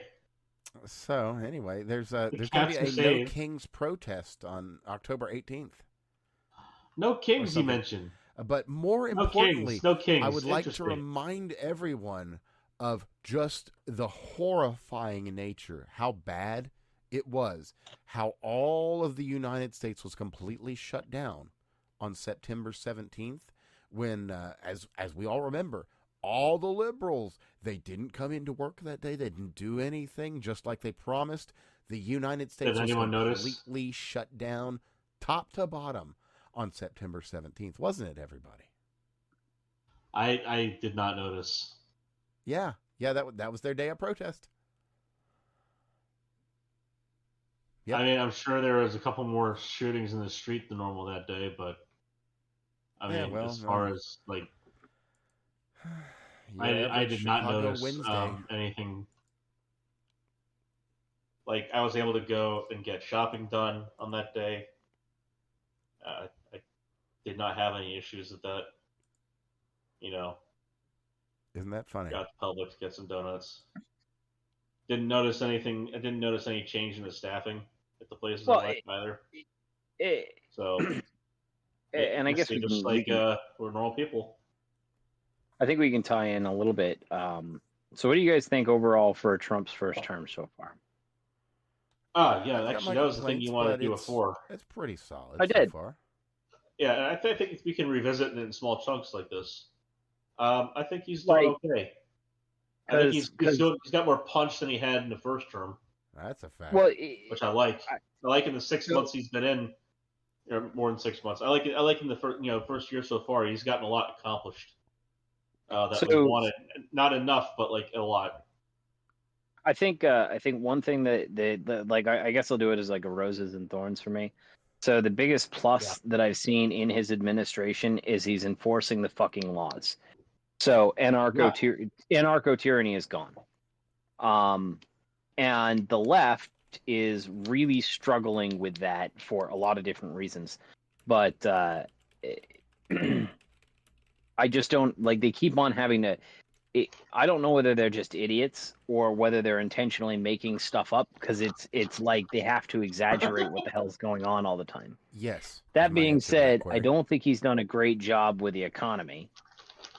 He could do better. Yeah, he should do better, I could say. And these are all like, all the changes that he's making are changes that I think will work out in the end. I just wonder if he went a little too fast on them. Well, that's the thing is there's some growing pains we have to go through now in order to get to the place we need to be at. And I knew that from the start when he started talking tariffs, he was looking at long-term strategy. Yep. And that's what's going to be. And it's not just, it's a negotiating tactic, and it's also long-term strategy.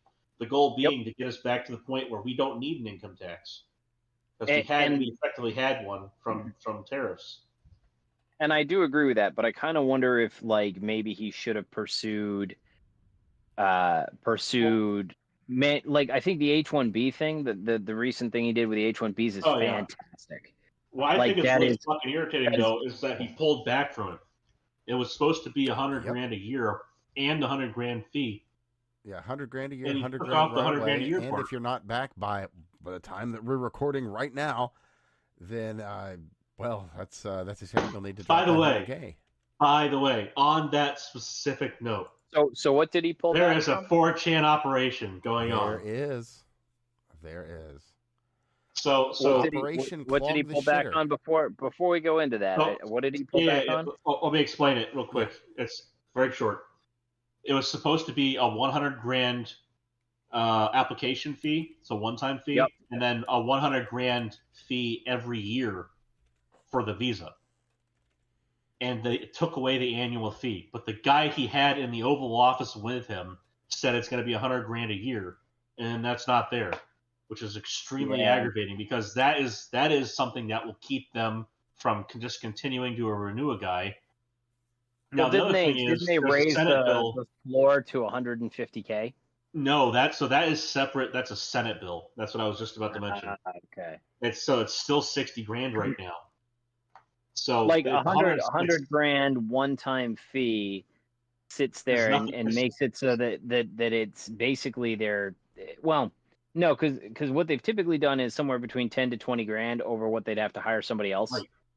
Right. So they basically by taking off the annual, he's made it equivalent to hire an H-1B as it is to hire an American, which is that's still a huge step forward in the right direction. Yeah, it's a step forward, but the fact is they promised in the Oval Office at the announcement. Howard Lutnick, as a matter of fact. And then they fucked it up. That's pissing me off about the admin so far is when they say one thing. It's like Epstein Files is a fantastic sore thumb of an example. Yeah. Like when they say one thing and then they flub it. And then they say, we didn't do that. It's like, just shut up. We saw you, man. If I was to go back to another thorn instead of the rose, right? Like I like the H-1B thing, but going back to what you're saying, like Pam Bondi should be fired at this point. No shit, right? Yeah, it's like such a disappointment. She's fucking terrible in every regard. And she's responsible for half of these like unintentional walkbacks, right? Now, here's something that did happen. Mistake to come out and sit there and say that she's going to go after hate speech. He posted he posted retarded an email. Ass thing to say. He publicly posted an email that he might have been writing on his phone to her. I'm not so sure it was by accident at this point. Basically, he posted something publicly that he was pissed off of Pam Bondi. So I'm hoping that was just him doing that in public to signal ahead of time. Well, either way, right? Like I saw the left sit there and say this is worse than Watergate because that's like the only thing that they ever have. Right. And it didn't there was nothing in that statement Steve, that was worse particularly. Than it is. This is worse than Snape. Severus Snape. Wait. The white one or the black one? Hold on, the white one or the black one? This is important. Oh, the white one, because the black one's not problematic, and we're not allowed to talk about that. Tomorrow when I go into work and I know people are going to ask me why I have stitches on my forehead, I'm going to be like, well, Lord Voldemort walked into my living room, and my love for myself shielded me, and that is why I have an awesome lightning scar from now on. Yep. Okay. So, or you could just be like, "I'm the chosen one. I'm not allowed to talk about it." Speaking of chosen people, speaking of she chosen should be ones, fucking fired.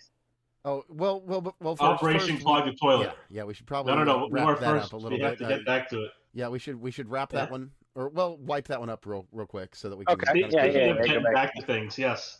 Speaking of getting back to things, we mentioned that there's a deadline and that these H-1Bs have to get back here by about now as of recording. Yeah.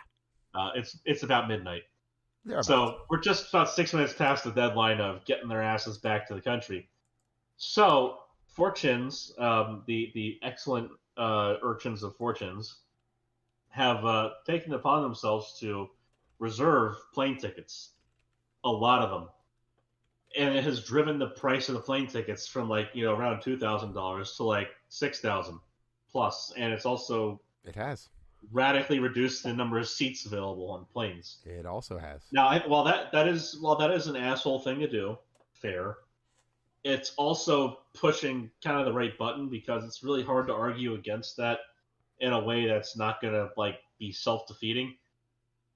It's like, well, do we really want them to come back because these are people who have been holding out, jobs that should go to Americans, because these are not O1 visa holders. These are not the people who are here on account alone. These are your 7-Eleven guys, your hotel guys. It's not even that. It's like these are the code monkeys who are pumping out shit software constantly. Better still, it's the armies of code monkeys that sit behind one H-1B. I think the better way to frame it is not to look at anything of that nature, but to say these are the direct competitors to the middle class.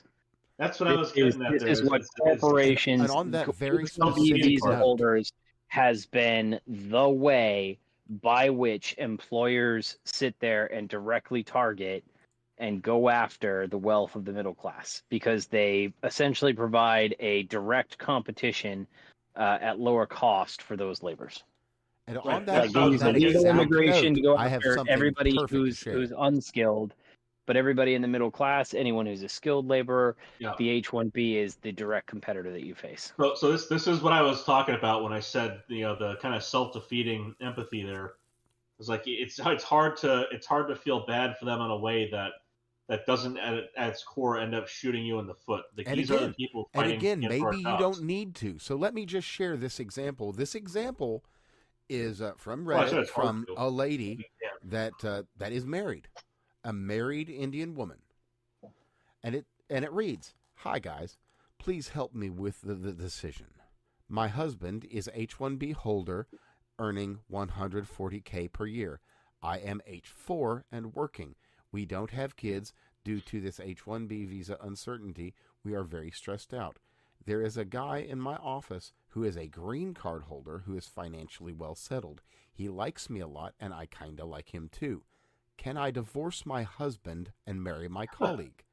I don't want to be stressed out for visa in future, and I never want to visit India again." This is the state of things. What you should also see is the number of people who have been screeching about this on Reddit and Blue Sky. Mm-hmm. It's a wild thing. It's a wild thing to read. It's a huge mix of 5 stages of grief. The anger stage is huge right now. They are so mad. And so if you ever wanted to see Indian racism towards Americans, this is the time to see it. This is one of those, not all kind of things, but like, holy fucking shit. Now, part of it is Indian nationalists just shit posting to rile people up, which I get. Like that's just going to be foreign politics entering into the domestic domain here. But it's not all Indian nationalists just spewing hate. Some of that shit is just going to be the people who are here who are saying shit like, "I would rather die than go back," who are having to face some harsh realities. That they are. I mean, I get it. It sucks. It's not going to be a pleasant thing. But again, people who are here on a visa, that is a privilege, not a right. And they need to be reminded of that every once in a while. I'm not inherently opposed to the H-1B thing. And I know obviously there's a whole lot of animosity there, and there should be. There absolutely should be. I do not want the program as it was a terrible program that directly competed with. It sat there and undermined anybody coming out of school. It undermined anybody entering entry-level jobs. The H-1B program in its current thing does not really significantly impact me per se in the job market, but it certainly did impact me in the job market, 10 years ago. That being said, I have a security clearance, and that's something I would advise people to do right away. Get a job that has clearance. Get a job that requires licensure and clearance. That's it. That makes a huge difference. But like either way, when we start talking about this stuff, like I actually think the best reform I've heard is the $150K low salary limit. because that would that changes you. So like from an engineering perspective, I'm a senior engineer right now. I will probably be getting my principal engineer, which is kind of a glass ceiling at my company. There are some companies that go up beyond that, but what that'll translate to is about $140,000 a year in a stable company in an area that's relatively cheap. That would be if you turn around and you said, "Hey, we're going to have an H-1B program that's going to aim for the 150Ks." That means that you're basically going to be expecting, principal level engineering work out of these people on a regular basis. And realistically, your senior and your principal engineers, they generate a ton of value for any company, right? The reason we get paid what we do is that we know how to bulldoze through problems. We know how to solve our own problems. Nobody sits there and and we can explain things. That's what you're looking for. When you're talking about the current H-1B program, it's going after the people in the 60, 70, 80K a year jobs. And that's where you're trying to figure your shit out. And that is why the H-1B program in its current thing not only sits there and undercuts the labor market by sitting there and offering lower cost replacements, but you're not getting a very high quality individual. It's the same thing as any entry level kid coming out of school. Like it's not any different from that. Let's not say that Americans are infinitely better. I know that the Indians have a tendency to lie on their application and all that stuff, but aside from that, sir, you're still not talking about PhDs from Vindaloo University. Right. Sorry. The point is, sir.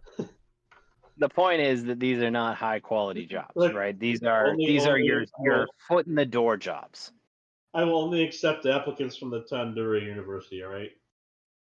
So like, I think the 100K a year I think would have been a bit steep, probably steeper than it needed to be. But I think 100K initial bid and then 50K a year, or go into a bidding system of some sort where the price just keeps on going up for whoever comes in. I think that would be great. I think that like 50K should have been probably where it's at, because that makes it more expensive than the 10,000 or 20,000 they could reasonably say, or they could reasonably try to say, hey, because what it does, so the H-1B thing, they hire these people at a lower wage, and then they get to turn around and say the industry average for this job is this lower wage. And then that means that that's their justification for not paying you what you're worth for your skills, and it's their justification for continuing to hire people. I was going to say, you mentioned 150K or so being around the kind of the ceiling, and that's generally true as a national average. Yep. That's a depressed value because of these lower wage workers, even at the senior levels, even in parts of the market that are inaccessible to them because of regulatory requirements. It's still wage compression that hits us here. It is because at the end of the day, my company is comparing to all of these other tech companies for our individual roles in our company. And so if all these tech companies are cheating over here, well, that comes into my HR's calculation for what my salary should be. And this is like, I think when you start talking particularly for like the engineering roles, my father's equivalent salary. So what's kind of surprising is economics is always the same, but what you get for that money is different. And obviously inflation is a whole separate thing. But my father's equivalent wage at his level of experience and knowledge, roughly around the same age as me, I think he was we went through the recession when we graduated immediately afterwards. So I'm probably about 2 to 4 years behind where my father was age for age. But his equivalent salary was about $250,000. And that would have been his equivalent salary. My wife and myself make about that right now combined, but he made that all by himself. So why am I like almost a little bit more than half of my father's salary, or about half of my father's salary? Well, the answer is because of things like the H-1B visa program. Because all the companies are sitting there and just benchmarking with each other, because the first person who steps out of line and hires an engineer for more money, well, now all of a sudden everybody else is competing for that same wage. And so they've been able to keep that low. This going away will result in, not immediately, we won't see the effects of this in the general marketplace for folks like myself. We probably won't see this for 5 years or so before the benchmarking really starts to hit hard. But I think we'll also see a couple other things happen, which is going to also kind of important. This like centering everything in the middle of California. If they can't get cheap workers that are essentially slaves for them, they're going to have to compete on wages, and those wages are going to have to be competitive in the California environment. And you know what? Nobody wants to live there. Nobody wants to work there. It's really expensive. So I suspect what we're going to end up seeing is a variety of different things that'll happen. Like tech will start moving out of California because they're just not going to be able to hire people in California. And that means they're going to have to either do smaller, they'll take their main office and shrink its scope and size and have satellite locations is probably the most likely thing that they'll do. But they'll have, they're not going to necessarily all locate in New York City, and they're not all going to be located in Boston. They're not all going to be located in LA. Oh, no. They're going to probably put stuff in cheaper areas like New Hampshire. Texas has been a place that that California business has been slowly migrating towards. Texas. It wouldn't surprise me specifically. Slowly and then it very would be quickly. Entirely plausible to start seeing some of these companies start going into these lower cost red states rather than staying in the blue states. Yep. And that's like not because these guys are seeking, like the blue states tend to offer really good benefits for specific tech that they want to attract. But the real thing that's going to drive it is they won't have to pay employees or as much money in lower cost states. And that's going to be a very appealing thing. So what's going to be cheaper, to hire an H-1B, or is it going to be cheaper to just go get an engineer in New Hampshire? Well, let's hope they can do the math the right way and come up with an appropriate response that doesn't burn everything down around them. But on that note, I'd like to read something just real quick here from someone at Boeing, and I'll include a link actually to a short thread directly diving into a person experiencing it specifically. But the Boeing IT department is a perfect example. The overwhelming majority of Boeing IT, a fundamental and critical proficiency, was offloaded to India as a cost savings. A handful of H-1B recipients from India became management of that core proficiency, coordinating with armies of Indian developers, like I was telling you earlier. The Boeing IT employees, as a condition of their severance packages, were required, and we've talked about this, were required to train their Indian counterparts before they were fired or lose their severance packages. Yep. And what that is just super in brief, is you have these, we'll call them farms of workers back in India that are not of the greatest quality. And you'll have one H-1B that may or may not have a valid degree. And then this one person will come over, get the job, and then go back home and coordinate this army of code monkeys or whatever. And that's what's going on with the Operation Clog the Toilet, is preventing them from getting back here. That's why they're over there right now. That is true, as a matter of fact. Just to connect the dots there. Yeah. But Boeing is the perfect example because we've all seen their very recent and very quick decline in quality. And... Yeah. And I mean, this speaks directly to it. Air Max 6 would be a good example. It would.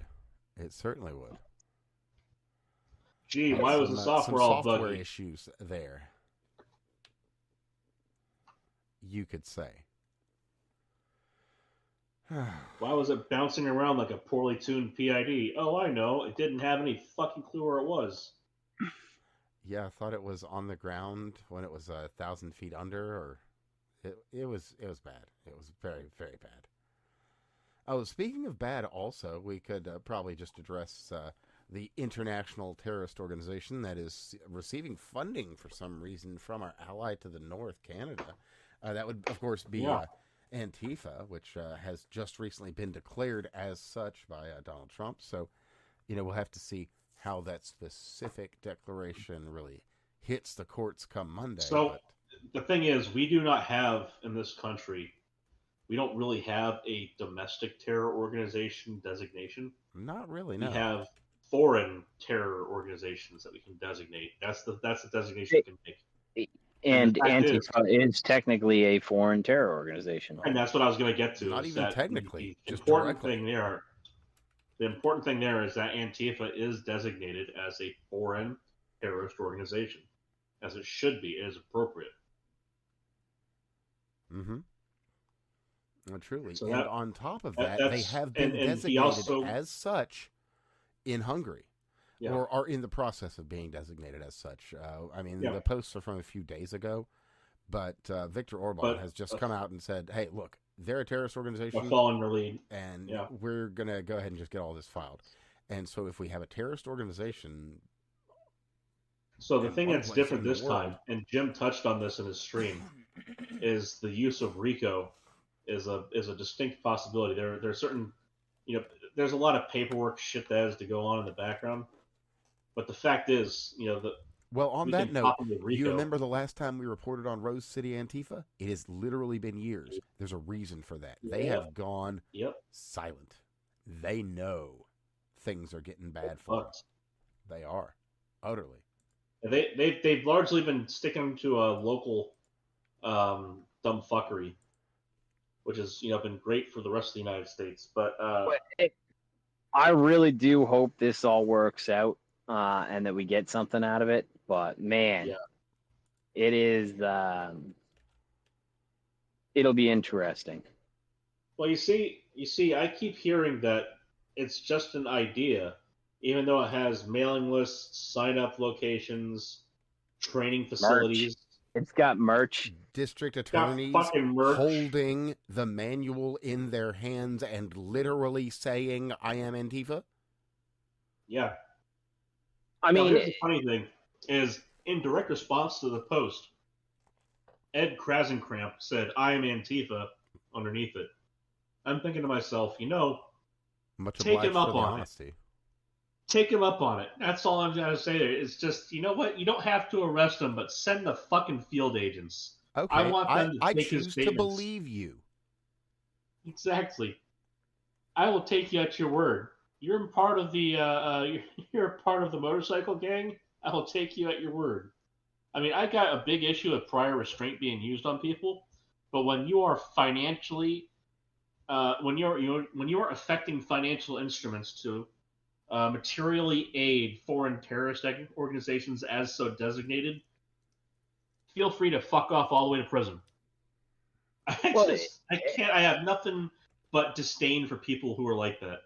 Like, if you guys are actively participating in what we have designated as a terrorist organization, if you are materially supporting them, then you are free to speak your mind from behind the bars.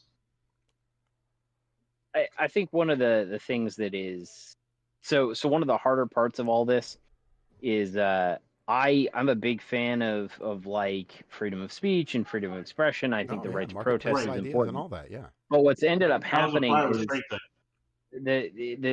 what's ended up happening is that Antifa and groups like it have chosen as their means and method the suppression of others' speech, not just through their violent actions or whatever have you, but also through like just blocking roads, right? Because freedom of speech means I am free to ignore yours. By any means I don't have to. They have said so. Not only freedom of motion is entirely institutionally different as well. Freedom of motion is entirely different. When they're blocking roads, well, that counts as kidnapping. The point is the same, right? Like if you're interfering, if I am not allowed to ignore you, then you are tantamount to, or you're fundamentally opposing my free speech. Yep. And now on the notes of free speech, yeah, I keep waiting for them. Like there is something I would really, but yeah, go ahead. I really want them to. What would be really appreciated is if blocking speech and motion in that sense, if that constituted an invitation to mutual combat, because I think that would just be so much funnier for the rest of us.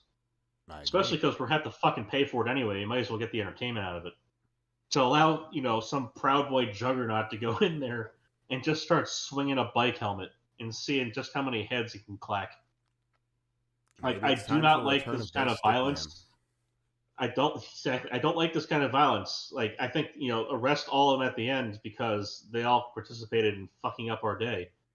But if I'm going to have to deal with this shit, I may as well be entertained anyway. And this is the dark humor we were getting back to earlier. Like, this is the morbid humor. Is I will happily take out the popcorn if these clowns want to put themselves on stage for us. But at least be entertaining if you're gonna be fucking wasting my time. And the fact is that because of the legal restraint that people have, decent people don't want to have to deal with the system. We got to fucking deal with these fucking clowns in the street. And if you drag them out of the street, they're going to cry about how their whiplash they suddenly got. Nobody wants to be on the hook for medical issues that didn't exist for the next 20 years because some prick decided to hold a sign in the middle of the road. That's true. That's like true. we are held hostage by our own decency, and sometimes it really is fucking frustrating. It is. And again, still a good segue. Speaking of frustrating, and tying back into something we mentioned earlier, and Attorney General Bondi, as we all know, she has said some very dumb things of late. But there was I don't think she's ever said anything smart. Let's be very clear here. Well, no, she did, and then she's fucked it up every time she did. Like, I got all these files on my desk. I'll be happy to share them with you on Monday. But anyway, here's a binder. But anyway, after significant backlash, as we've been just talking about right now, she actually did walk it back. She went with Axios and spoke with him, and she wanted to clarify her comments. How about she just doesn't fucking make them? Absolutely target you, go after you if you are targeting anyone with hate speech, end quote. What she is saying now is, quote, freedom of speech is sacred in our country, and we will never impede upon that right. My is it sacred? Was to speak about threats of violence that individuals incite against others. Dude, she just needs to stop talking. Yeah, bitch, shut the fuck up. Oh my God. Why can't Trump just fire her? Right? I'm sure because the replacement's dumber. I was really sad when Gates just get didn't Barron get to that fucking position. do it. He'll kick ass at that shit. We've got a pretty good powerhouse for a lot of the cabinet, and then we've got Bondi bringing it down. We got RFK and we got Bondi. It's just like these two people.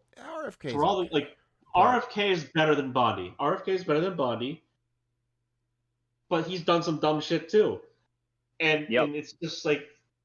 I mean, with RFK, there's a good and bad, and then a lot of the bad that he's done is bad that can be fixed. Bondi's bad. Like, when you introduce the idea of hate speech shit... Oops, I burned the Constitution. Sorry. Right. It's so much different than, a policy decision that can be reversed. The issue isn't just that. It fundamentally undermines every other aspect of her friggin' nonsense. Right? Okay, but actually, on the topic of RFK, at the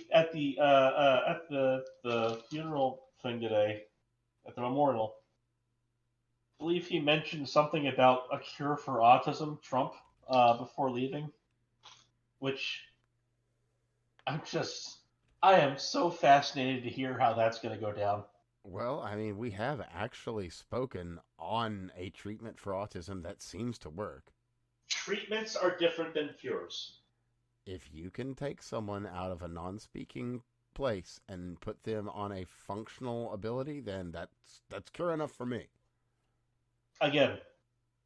But I get what you're saying. There could be interesting specifics. It could be as simple as Trump read a paper about the ability to put to snake a UV light down into the lungs to clear out the COVID. Yeah, who knows? And someone going, he meant drink bleach. Yeah, or it could be as simple as something like that. Case, he might have seen one of the studies on Surman that show astounding results, quite literally, that you can do amazing things with deeply troubled people and children and bring them to functional status. But again, though, at a memorial service or a memorial event, I don't really know how to characterize this thing. I think that's the broadest and simplest one I can go with. At the memorial event for Charlie Kirk, to then say, and stay tuned for an announcement on curing autism. Well, that is a very Trump thing. That is a Trump thing. I'll give him that. That really is.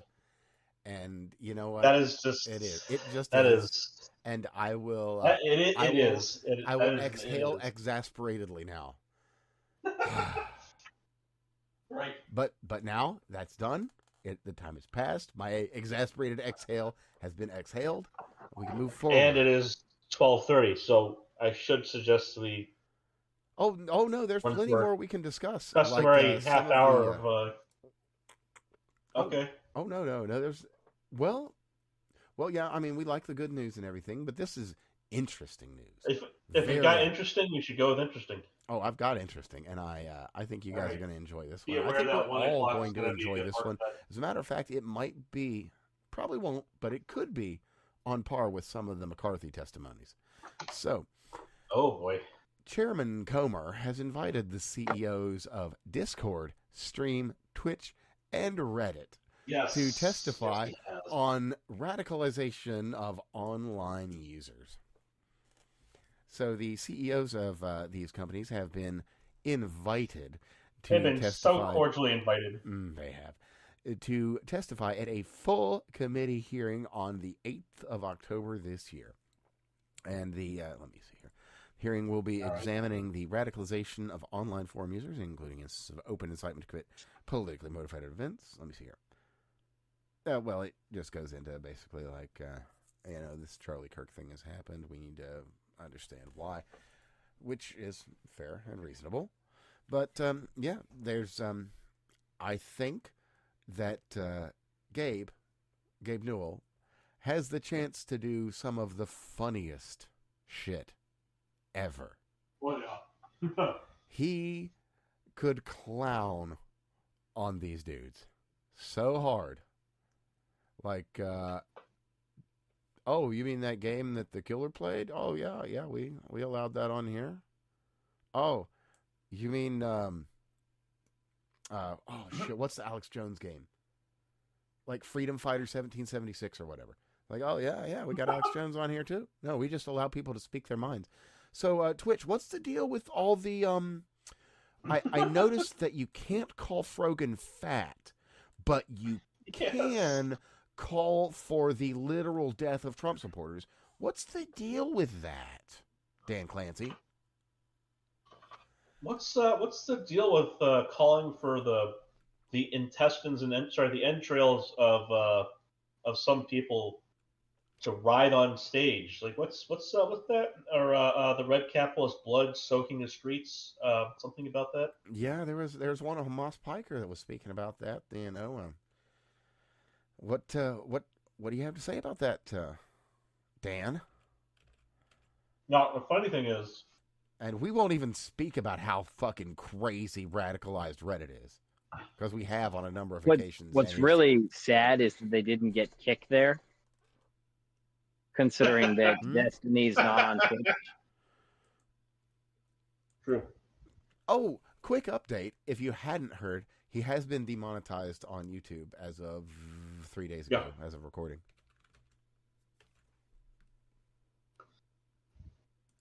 So, like, what's interesting with Dan Clancy is some people expect him to take a dive for her son, but as a business person, I don't know if he's going to do that. I mean, especially if they get Bezos in there to talk.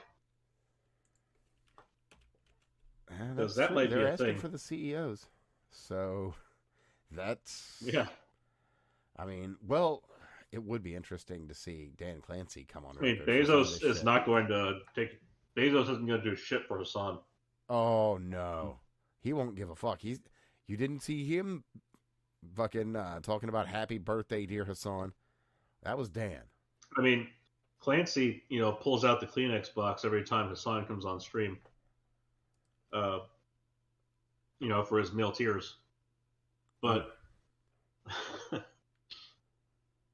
I don't see Bezos doing that. I think Bezos is a little more concerned with the upcoming contracts for space flight for the U.S. government. Yeah, I hear they do a little bit of cloud computing too here and there. Well, they have the Blue Origin has contracts for a lunar station, I believe it is. So the next flight to the moon is likely going to be involving Blue Origin, which will be very interesting. Because my guess is that the SpaceX is going to be largely focused on getting missions to Mars. And I think that, if I were the federal government and I was dealing with these large companies for contracts, the whole interest of fairness and low bidder kind of process, my guess is that SpaceX is going to have better capacity for larger missions to other planets, and Blue Origin is going to probably be better equipped to do something like a lunar mission. My question there, of course, is going to be, how are they going to screw it up? I hope they don't. But given what happened I'm hoping they learned a lot of really good lessons from how they almost crippled the International Space Station. As embarrassing as that was, what a learning opportunity. To be fair, it has been permanently damaged. And there just isn't anything that can be done about that. Just period. Yeah. But, part of that might involve a drill and a fucking psycho lady.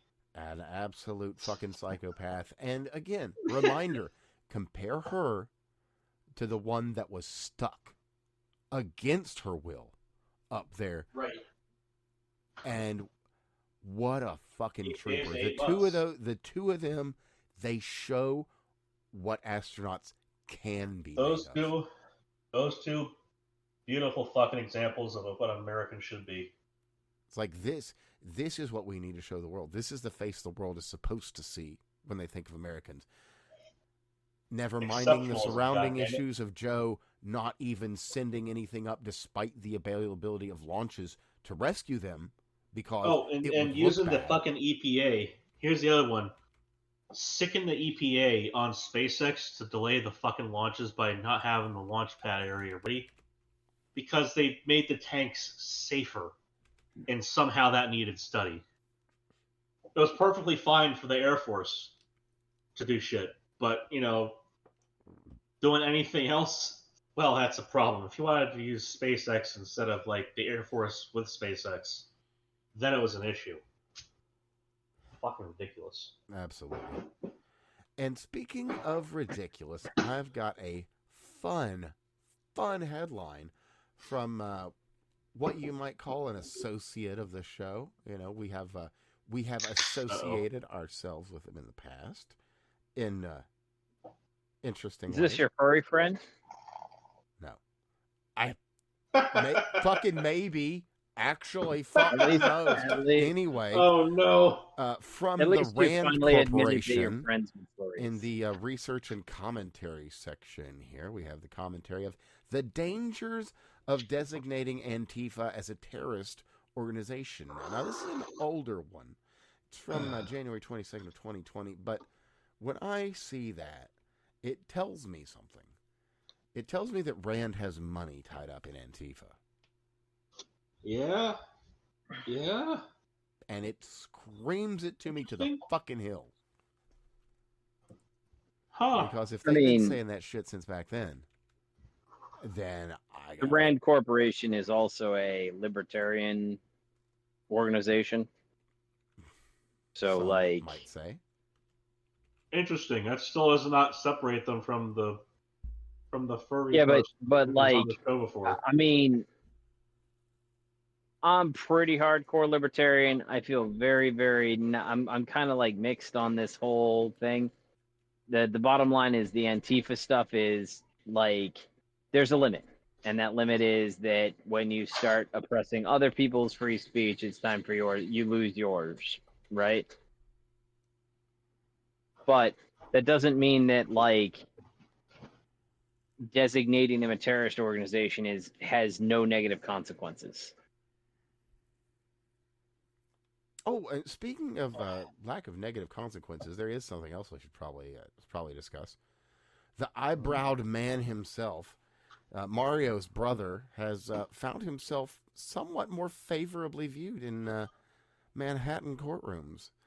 It would appear that the first-degree murder charges will be downgraded somewhat to second-degree, as opposed to the stalking and firearms. So thanks, Judge. So how the fuck are they not able to prove first degree? It might not be able to prove. This might be a deal.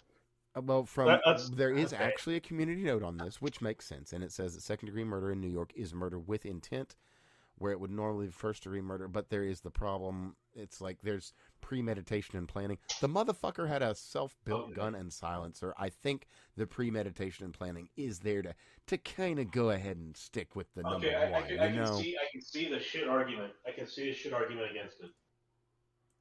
That there's the planning to kill somebody, but not a specific someone, which is a really shit argument. But if that's an argument that can be made, there might be the language around first degree might include specific intent towards an individual. How threatening. How threatening a legal threat has to include specifics of like time, date, and place, that kind of thing. Like that the first degree, for it to have the intent component, might also require the specificity of the person who's intended to be shot versus just the intent to shoot someone. I mean, also, if we're going to talk homemade firearms, are we going to go to talk Japan? About 3D printing. We talk about 3D printing of guns and so on. So indeed. Well, all I say to that is that it shows to the intent of the act. There's no legality or illegality in the act of making the firearm, just that this person, utterly otherwise uninterested in firearms, found a suppressor or built a suppressor and built a firearm to the purpose of doing this thing. So there's the intent. Like I said, there might be some how is it not arguable to prove this, given the way that Mr. Smiles and Grins went about his death dealing? Sure. It's silly. It is. Surely they have better lawyers than that, Like, or better yet, who the fuck would be funding him lawyers good enough to argue against solid evidence in the hands of the state? I would be very interested to know, like, who would be funding lawyers for this guy. It's always interesting to see who funds lawyers for who. Well, you'd think that the public would have a right to know about that. So where's the cynical shitwit from a newspaper showing up to take notes about that kind of information? Should that not be something that's front page? I'm often surprised by the things that aren't front page. Well, I once was, I should say. I'm not anymore. And on that note, as well, the things that should be front page and aren't. From Breaking 9/11, a good friend, going back to a previous topic, of Irina Zarutska, put together just a little tribute video, about 2 minutes. I'll just include it below for anyone that would like to see it. It's very wholesome. It's nice. And from everything I've heard about this girl, as we said last week, she... her family was given the option to have her sent back home where she could be buried, and the choice was made that she be buried here because this is where she wanted to be. And, man, it sucks to say that. That sucks, yeah. I mean, it's great that it's great that the option was given, and it's great that her family chose appropriately for her. I think so. It sucks that was a choice that had to be made. Truly does. And now here's something. I'll include it myself in the links below as well. But this really it really speaks to how far gone things kind of are. And it's a clip of Al Sharpton. Yeah, no, actually. And do you know what he has to say? He has to say this, that Charlie Kirk deserves the right to speak, and he didn't deserve what happened to him, and that every reasonable person should pray for him and his family. I'm genuinely surprised. That's where we are now. That even there are some very unreasonable people, but even if he doesn't believe, I'm kind of shocked on that one. He can smell the things in the air. He can tell how things are. And, maybe he's honest. Maybe he's just scared for his own skin. I don't know. But he's saying the right things. And that's saying a lot. I mean, I'll take it. I'll take it, man. That's saying a whole lot. I mean, talk's cheap, but I'll take the good talk, man. It's not a name I'd expect to say something about this. But that just speaks to how important this one man's life was. How many souls he touched.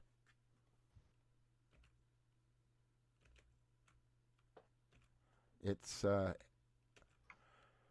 loss and a tremendous win.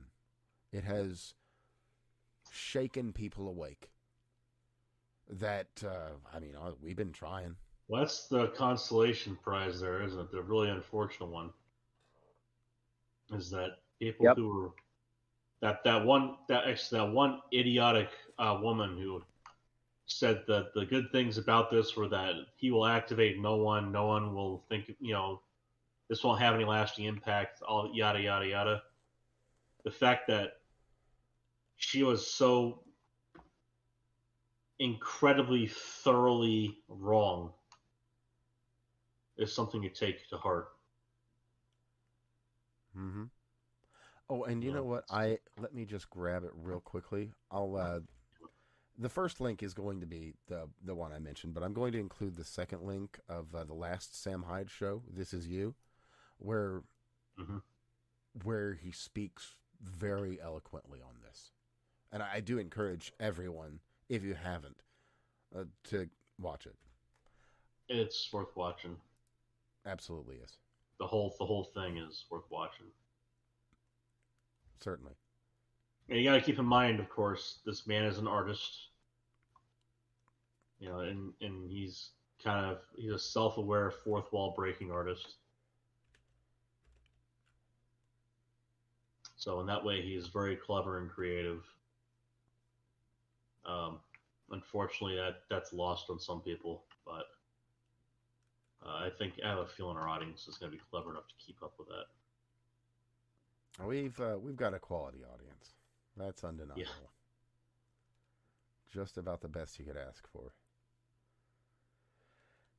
Unlike so many others. So what's the one that they went around with that's everybody's trying to parroting right now, that Charlie Kirk's a racist because of because the one that they're trying to do, there's two.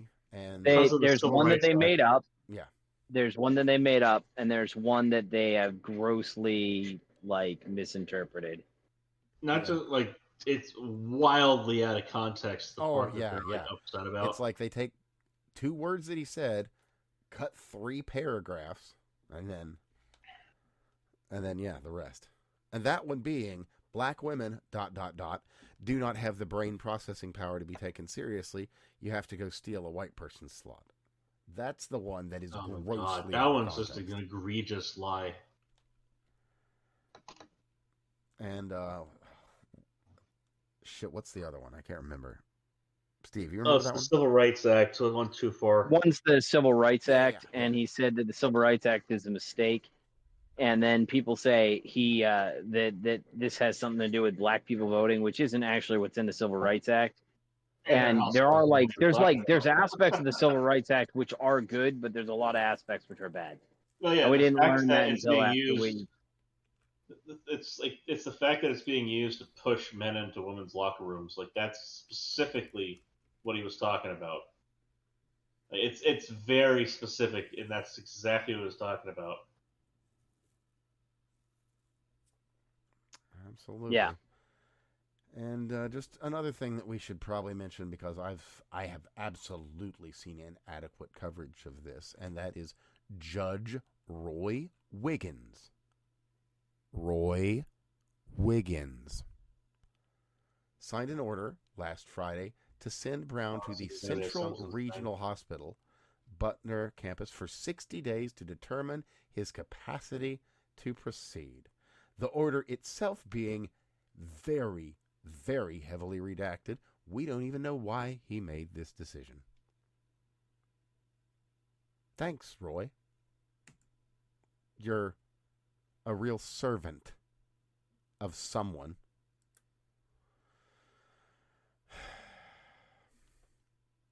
Anyway.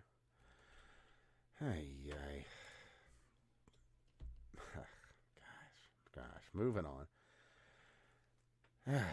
So, man, yeah, let's this has gotten a little bit too dark. Let's step away and into a little bit better I'm stories. 5 minutes from bed here. Absolutely. So let's hit it with the prophecy having been fulfilled.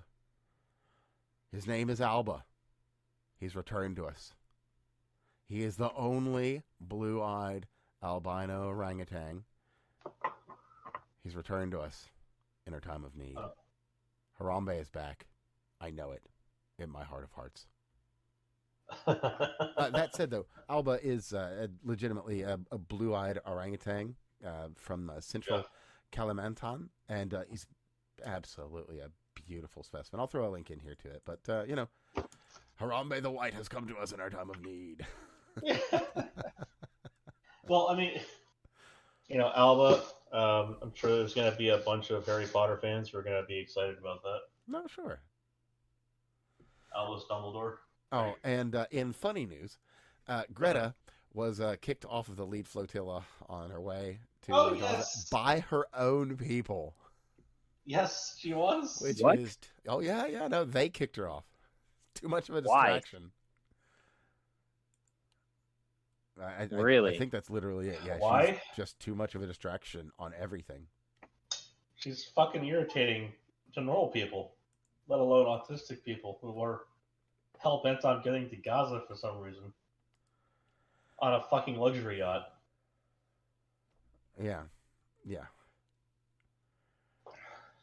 Oh my! I think it's still funny that the reason that the yacht caught fire is that they tried firing at the Tunisian police drone. I was trying to figure out just what the fuck these people were doing on their coast. They fire a fucking flare straight up in the air. Of course, this is after giving out the video. They're like, look, if anything happens to us, it was Israel. People are fucking stubborn than rocks. I mean, the activists. Yeah, okay, I'll hit that one here in just a second, but I just want to make my own comments on there. I am pretty common and vocal critic of Israel, and this is dumb. Come on. But anyway, on the note of dumb headlines, I've got this one from the Daily Mail. Okay. Putin's contagious kamikazes. Russia sends sick troops with HIV and other illnesses into meat grinder assaults amid public health crisis ravaging his forces. Of course. And, that said, quick update. Ukraine is doing very, very poorly in this, and they have given up much terrain in just the past month. Things are pretty dire. Just of note. Well, it'd be nice if, the war ended. It would. And where's all the fucking singing celebrities when you need them? Well, don't you know something's happening? Come on, don't Gaza? we have to get rid of? Can't they imagine ending a fucking war in Ukraine? Come on, we need all these singing celebrities to come back and tell us how we're supposed to think. You know, is what exactly is the song we need to pick to get these two countries to stop fighting? You know, does it come together? Should we play that one? Maybe we'll find out after the next Eurovision. There you go. There you go. I mean, is it going to be like replacing everyone in the Trans-Siberian Orchestra with trans people? Is that what we have to do? Maybe. So let me continue with some good news, and then some potentially distressing news, and then we'll close out with some good news. So, in the first bit of good news, boys, we've done it. Or we haven't done it, I guess. We haven't reached full market saturation. Boys, there is room for more Baja Blast, and I have got good news for you. Taco Bell is here for you. Coming November, Baja Blast pie. Are you fucking ready? Let's fucking go. Yeah, when I think pie, I think off-brand Mountain Dew. Absolutely. The best. Baja Blast is pretty good. Yeah. It's like it literally is its own flavor. Yeah, I saw that repost. I saw that repost for the Fat Boy deal. I'm still just fucking. But, all right, man. You know, whatever floats your boat. But in good news, which I will. You know, speaking of getting rid of food coloring in your diet, holy shit! You look at that thing. Oh yeah, it is. It's pure color compound. Oh yeah, you know that shit has got it has got all the red number 5 and all the yellow 8, every single last drop of it. But speaking of yellows and reds, something very unexpected has happened. The high priest of fuck it. Well, it's silly. It's all very silly. I hope. Get it out, man. Sincerely hope. So, Chris Chan destroyed the first original Sonichu medallion. Great news, right? Of course. It's long been needed. That means the demon's been released. Does it? Perhaps. Well, good news, bad news. That was the containment vessel. It was located to one single location. And it's that was the source. That was the source for the copies, right? Well, it's. I don't think it's a destroy. I don't think it's the vampire kind of thing. I don't think you destroy the one at the top. There's a bit of an addendum to that. Bottom. It was recreated, newer, no. and more powerful. Newer, bolder, better than before. Yes. So, I don't know. Holy shit. What has been done? What has been unleashed on this world? I don't know. I do not know. But. So, last piece of good news, and then I gotta go. Oh, yeah. So, there's a leak of Resident Evil 9. Looks fucking dope. That's it. All right. But that's not the thing. So, cool. There were concerns that Jimmy Kimmel was very upset about his firing and decided to visit an ABC affiliate building in Sacramento and use his legally obtained firearms to speak his mind. It has been confirmed, in fact, that it was not Jimmy. It was not Jimmy. It actually was an illegal alien that hates Trump. Yep. Yeah. Right. I know. Right? What? Yeah. Yep. There you go. No, I didn't even know it before he said it, but yeah, unsurprisingly. All boxes check. There we are. Alrighty. Yep. You're not gonna phase me with that one. No, knock me over with a feather. But out of a very interesting thread in response to Andy No and his recent discussions about Soros and Antifa, Data Republican uncovered something fascinating. A connection between Antifa, obviously they're connected with some people, and the Southern Poverty Law Center. Now, isn't that interesting? I'll be including a link there for anyone that wants to follow up. And, of course, as I said, I've got a good bit of news for you. I've got a cool one out of acquaintance of the show. Still haven't got him on. Working on it. Thomas Massey. He has reintroduced the repeal of Gun-Free School Zones Act, H.R. 5066, called the Safe Students Act, and it would repeal the Gun-Free Zones Act, which I will remind everyone, from the moment it was enacted, not long thereafter, Dylan and Eric got a bunch of guns and went into school. It had never happened before. And thanks to Bill Clinton and the Gun-Free School Zones Act, it was ushered in as a new normal. Yeah, Columbine shouldn't have happened. No, never should have, but here we are. It's time. I'm going. It is. And so, everyone, my greatest thanks for tuning in. Share the show around. This is a good year for us. We're actually seeing good numbers. I think we're putting out our best product ever. The show's solid.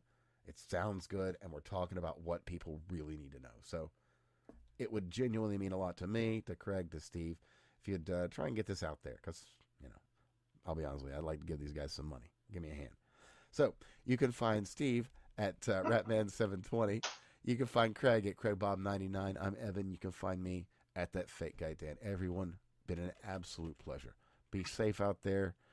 And, hey, maybe do a little to try and make the world a little bit better, because it's a little bit of a scary place right now, but it doesn't have to be. All my love.